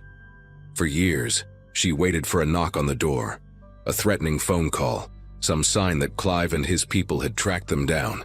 It never came. She does not know what happened to the blonde woman or to Francine. She never saw any news reports about a burglary ring being dismantled, never heard the name Clive Ashford mentioned in connection with any criminal investigation. It was as if that afternoon in Van Nuys had been erased from history, existing only in her memory, a wound that never fully healed. She and my grandfather rebuilt their lives in Tucson, found regular jobs, raised my mother in quiet anonymity. They never spoke about what happened, not to each other, not to anyone. My grandfather took the secret to his dementia, and my grandmother carried it alone for 50 years, until that afternoon in her kitchen, when she finally decided I was old enough and successful enough in the same industry that had nearly destroyed her to know the truth. I drove back to Los Angeles the next day with my head spinning. I spent weeks searching for any trace of Clive Ashford, combing through old newspaper archives, industry records, public databases. I found nothing definitive, just a few mentions of a talent manager by that name, who had operated in the early 70s and then seemingly vanished around 1975. No criminal charges, no obituary, no forwarding address. I thought about hiring a private investigator, about digging deeper, but something stopped me. Maybe it was the look on my grandmother's face when she finished her story, the relief mixed with residual terror that had lived in her for half a century. Maybe it was the realization that some answers are not worth finding. My grandparents sacrificed everything to disappear, to protect themselves and their future family from people who operated in shadows. Reopening that door felt like a betrayal of everything they had endured. So I let it go. I visit them more often now, and sometimes when I sit with my grandmother while my grandfather sleeps, she will mention small details she forgot to include, fragments of that day that surface unexpectedly. She told me recently that she still remembers the song playing in the lounge when she arrived. A Carpenter's track, something soft and hopeful that she can never listen to again without feeling sick. She told me she sometimes dreams about Francine, wonders if she went through with the job, wonders if she is still alive somewhere living with her own version of this secret. I do not have answers for her. All I can do is listen and make sure she knows that her story, their story, will not die when she does. Some truths deserve to be remembered, even the ones that never made it into any official record.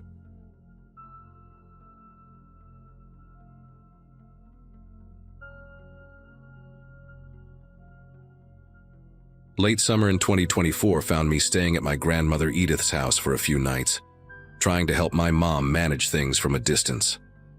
Life had slowed down for me then. Freelance work, no strict schedule, and a lot of quiet hours that made the request feel manageable. Edith lived alone in a modest suburban home, the kind with narrow hallways and doors that never quite lined up right. Her dementia had been getting worse, especially after sunset, but during the day she could still hold a conversation and joke about old TV shows.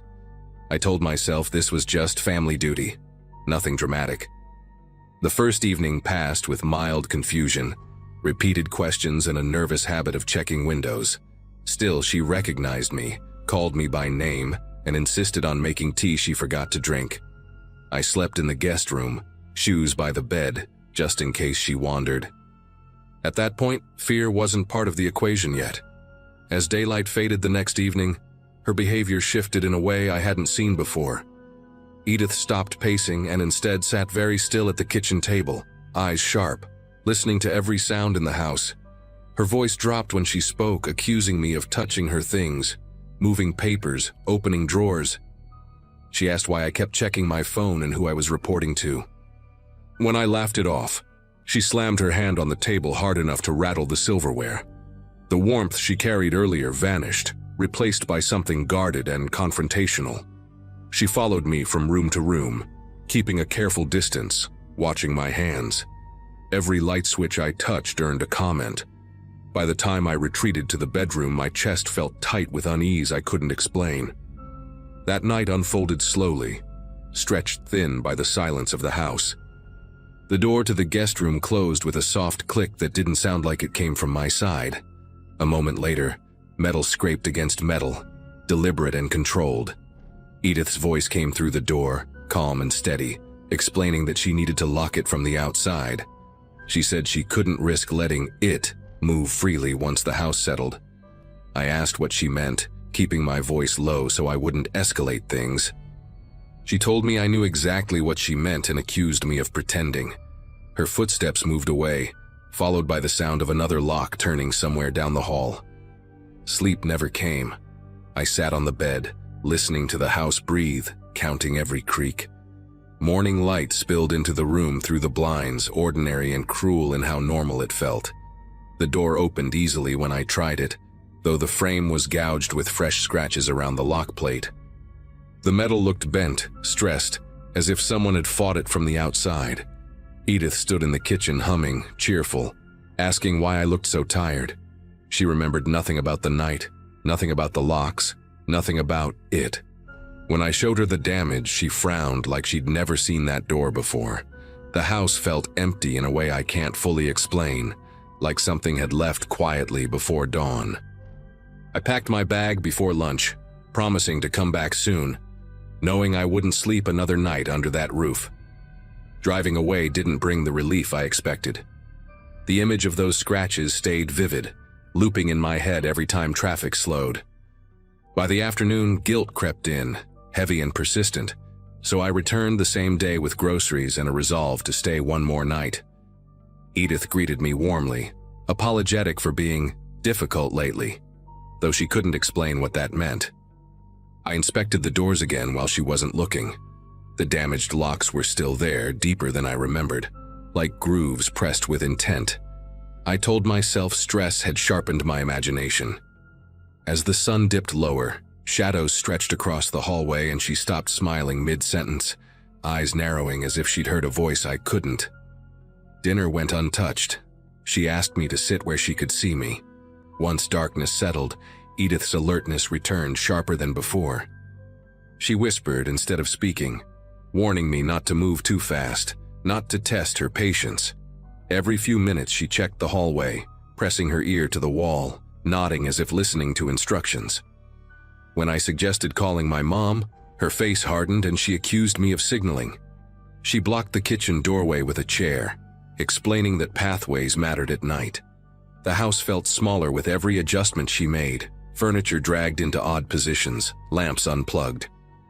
When I finally excused myself to the bedroom, she followed, standing just far enough away that I couldn't read her expression clearly. The door closed between us, and I waited for the sound I dreaded. This time, the locks came quickly, firm clicks followed by the unmistakable scrape of force. Edith spoke through the door again, steady and patient, saying tonight was worse, that it was learning. She said she could hear it breathing near the vents, and that it copied footsteps when it moved. I asked her to unlock the door, trying to reason, but she only replied that love sometimes meant restraint. Something brushed the other side of the door, slow and deliberate, not heavy, but intentional enough to make my pulse race. The ceiling vent rattled once, then fell silent. I sat on the floor until my legs went numb, listening to her whisper instructions to someone who wasn't there. Morning arrived muted and gray. Edith slept in her chair, hands folded, peaceful. She laughed when I asked about the night, insisting she'd gone to bed early. The scratches on the lock were worse, curling outward like metal peeled back with fingernails. I took photos, called my mom, and arranged for in-home care that same day. When the caregiver arrived, Edith stood close to me, gripping my sleeve, quietly asking if I'd told them about it. I didn't answer. Leaving that house felt final this time, not rushed, just necessary. Whatever she believed she was protecting us from, I couldn't stay long enough to find out. I didn't go back after that day, but the house didn't leave my thoughts. Over the next week, the caregiver called twice to ask questions that made my chest tighten. She mentioned Edith insisting certain doors stay sealed after sunset, and refusing to sleep unless chairs were wedged under handles. One evening, the caregiver found Edith standing in the hallway, pressing her palm flat against a bedroom door, listening. When asked what she was doing, Edith said she was checking whether it had learned patience yet. The caregiver laughed it off at first, assuming it was part of the illness. Then she noticed the vents had been covered with towels, tightly packed, as if to block airflow. No one could explain how Edith had the strength to do that alone. A week later, a locksmith was brought in to replace the damaged hardware. He called me directly, sounding unsettled, asking what kind of force could cause that kind of wear from the outside. He said the grooves weren't consistent with tools, more like repeated pressure from something uneven. While he worked, Edith sat at the kitchen table, calm and polite, offering him candy she kept in her pocket. She told him not to worry, that it wouldn't try anything during the day. When he asked what she meant, she just smiled and said daylight made rules simpler. He finished faster than planned and refused to stay past dusk. That was the first time someone else reacted the way I had. The final incident happened less than a month later. The caregiver arrived one morning to find Edith locked inside her bedroom, door sealed from the outside, furniture dragged into place. Edith answered through the door, annoyed at being disturbed, explaining she'd done it herself to keep things contained. She was unharmed, lucid once the door was opened, and confused by everyone's concern. Adult services stepped in after that, and she was moved to a facility where nights were supervised and doors couldn't be locked manually. The house was sold not long after, emptied quickly, no questions asked. I never asked the new owners how the nights felt there. Some things don't need confirmation. I still think about the way she spoke, how calm she was when she said she couldn't let it roam. Dementia explains a lot, but it doesn't explain the damage or the way multiple people felt watched after dark in that house. Maybe she believed she was protecting us from something imaginary, or maybe fear gave her strength and purpose when her mind was failing. What I know is this. After she moved out, no more locks were scratched, no doors sealed themselves, and no one reported sounds in the vents. Whatever she thought she was keeping in check, it stopped the moment she left. And that's the part I don't try to rationalize anymore.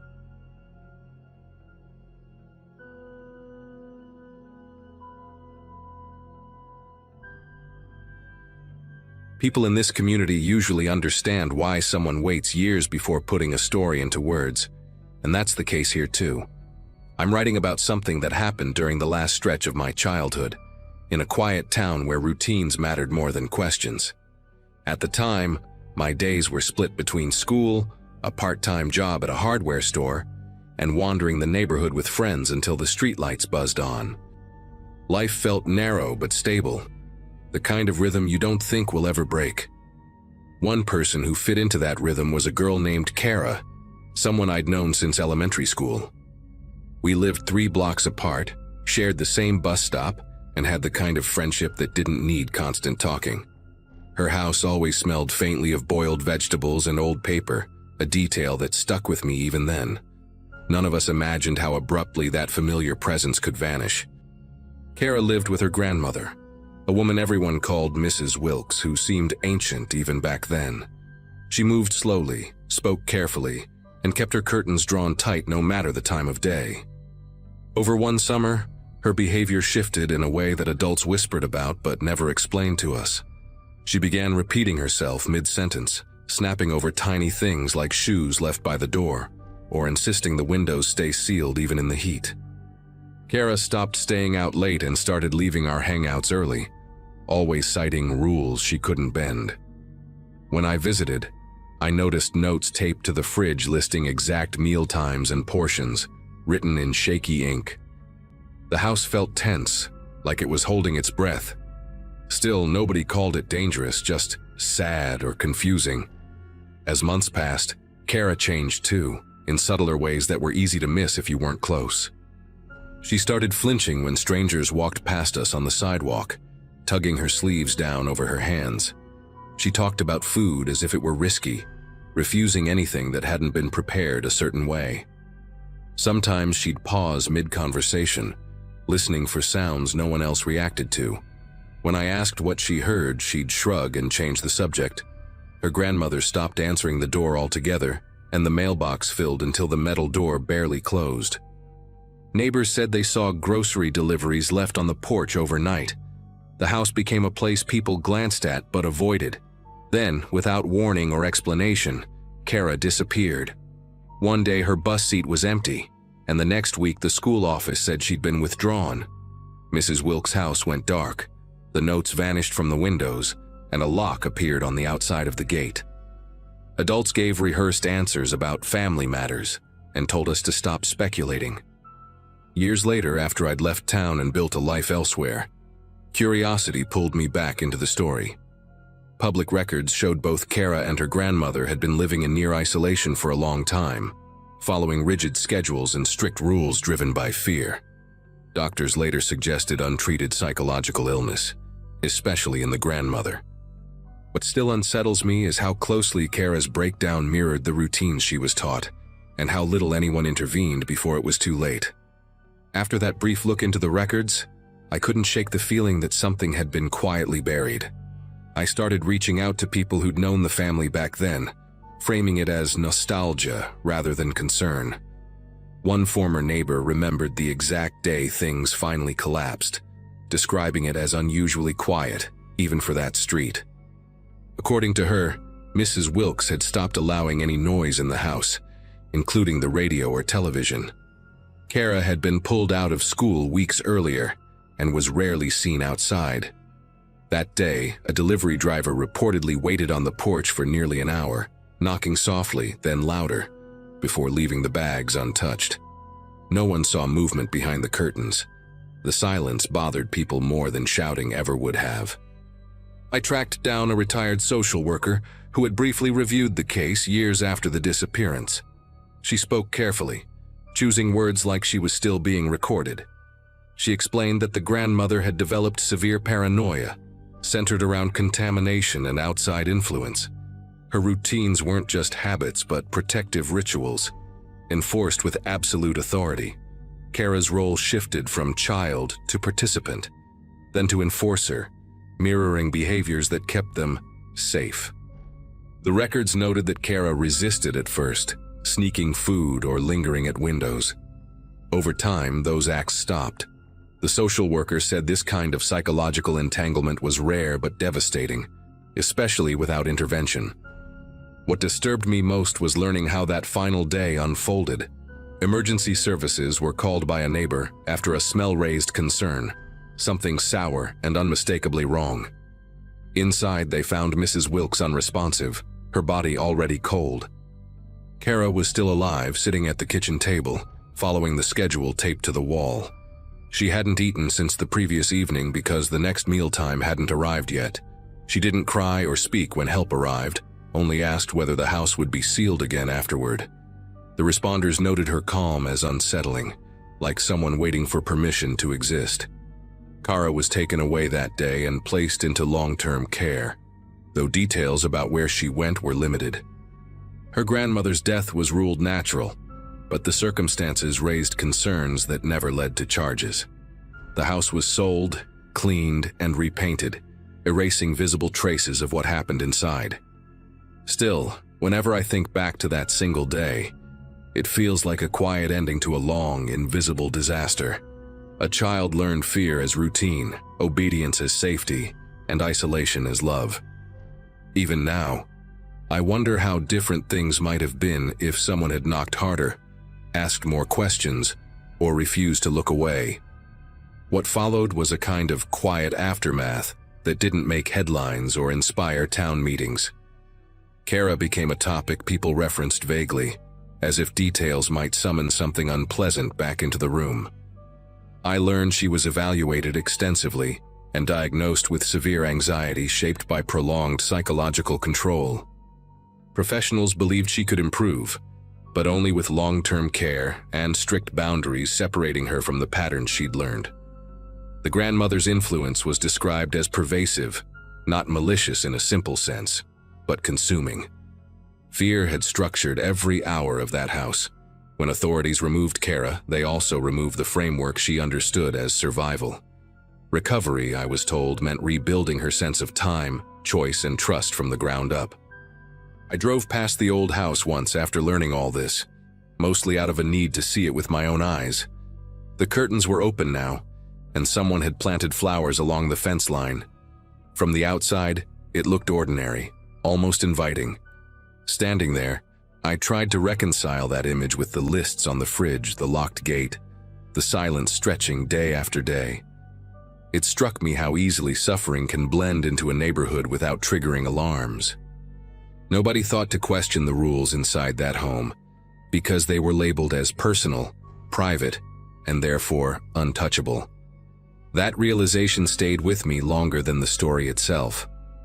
I sometimes think about Kara sitting at that kitchen table, following instructions that no longer protected anyone.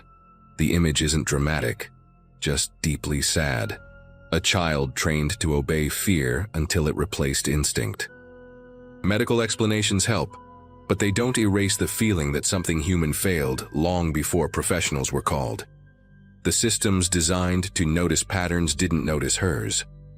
Friends like me didn't recognize the warning signs for what they were. We accepted oddness as character, control as care, and silence as normal. Those small allowances accumulated into years of isolation. Sharing this now isn't about reopening wounds or assigning blame.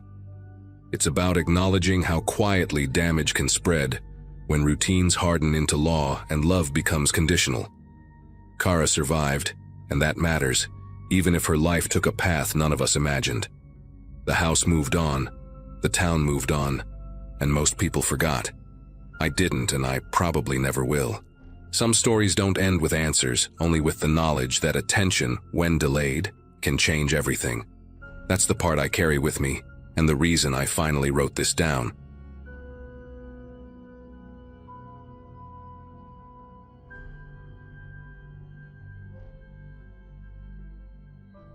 Visiting my grandparents had always meant quiet afternoons and predictable routines, but this trip felt different from the moment I passed through the stone gates of their retirement community. They had moved there less than a year earlier, drawn by glossy brochures promising longevity, comfort, and next-level wellness. The place looked more like a luxury resort than a senior complex. All glass facades, manicured hedges, and staff dressed in spotless white uniforms. Everyone I saw walking the paths looked unsettlingly healthy, with straight posture, bright eyes, and skin that didn't match their age. It was impressive at first, almost comforting, like proof that my grandparents were in good hands. Still, something about the silence bothered me, the way conversations stopped when staff passed by.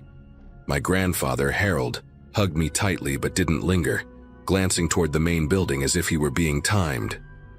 My grandmother, June, smiled a lot, but it felt rehearsed, like a habit she couldn't turn off.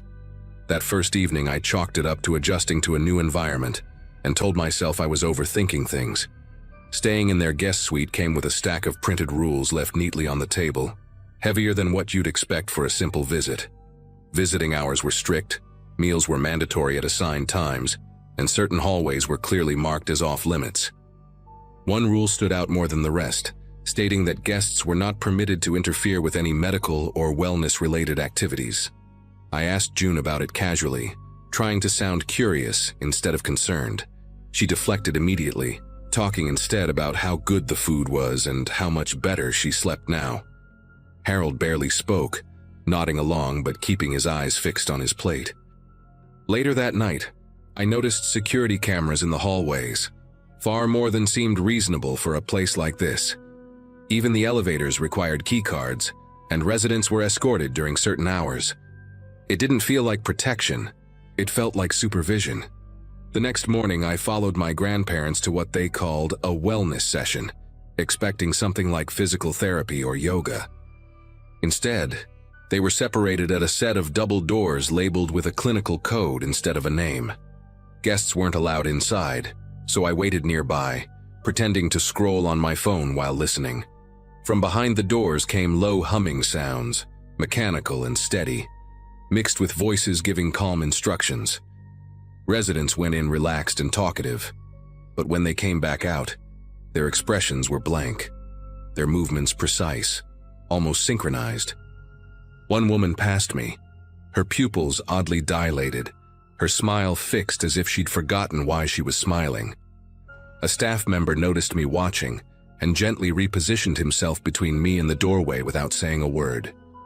The message was clear enough without language. When my grandparents returned, they claimed everything was fine, but neither could explain what the procedure actually involved. As the day went on, small details started piling up in ways I couldn't ignore anymore. I overheard 2 residents whispering near the garden, one asking the other how many cycles they had left. In the common lounge, a television looped promotional videos about vitality and extended lifespan, always cutting away before explaining how it was achieved.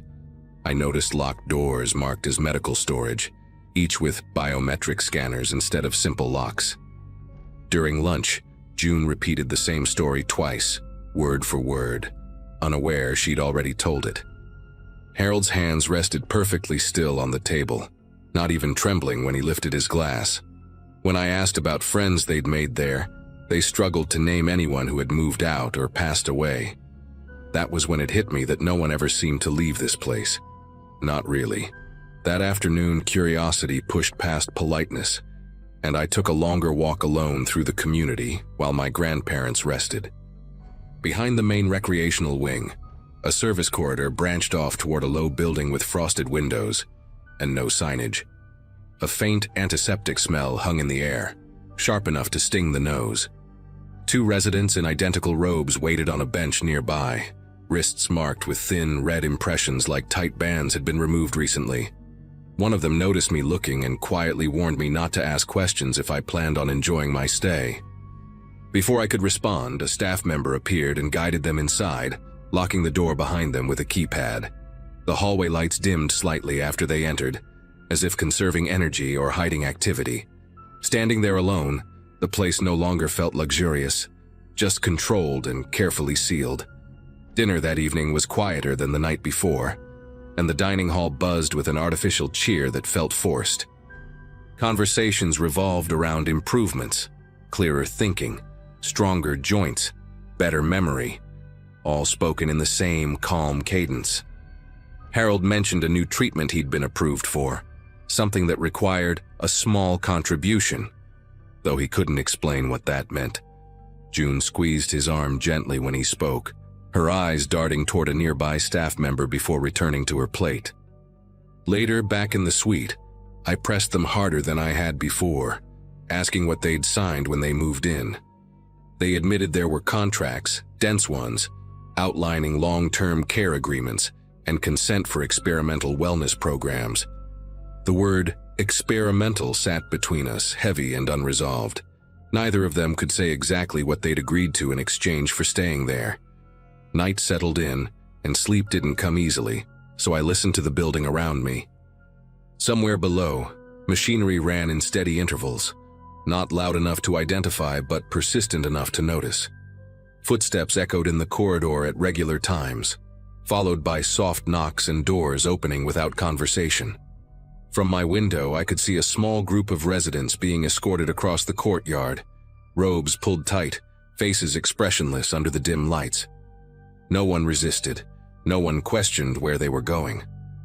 A realization started forming, uncomfortable and slow, that this place thrived on compliance more than care. Longevity wasn't being offered freely. It was being traded for something unspoken. Lying there, staring at the ceiling, the idea that my grandparents were part of a system feeding on fear of aging refused to leave my mind. By morning, resolve replaced hesitation, and I confronted a staff supervisor in the lobby, asking directly what these procedures involved. The response was smooth and rehearsed, full of vague language about regenerative therapies and cognitive preservation. When I mentioned residents not remembering basic details or repeating themselves, her tone shifted just slightly, enough to notice. She reminded me that participation was voluntary and that extended life required commitment and sacrifice. That word again, sacrifice, echoed louder than anything else she said. When I returned to the suite, Harold and June were already dressed, ready for another session they hadn't told me about. They insisted I should enjoy the amenities while I could, speaking as if time there was limited for visitors like me. Watching them walk away with their assigned escort, the distance between suspicion and certainty finally closed. I couldn't let it end there, so I made one last attempt to reach them before leaving, catching Harold alone near the garden just before lunch. Up close, the changes were impossible to ignore, not dramatic but deeply wrong in subtle ways. His gaze lingered a second too long before recognizing me, and his voice carried a flat steadiness that didn't belong to him. He talked about how aging was a choice people made when they stopped investing in themselves, repeating phrases I'd heard in the promotional videos. When I asked if he was happy, he paused, searching for the word like it had slipped out of reach. June appeared beside him, guiding him away gently, thanking me for visiting with a politeness that felt practiced.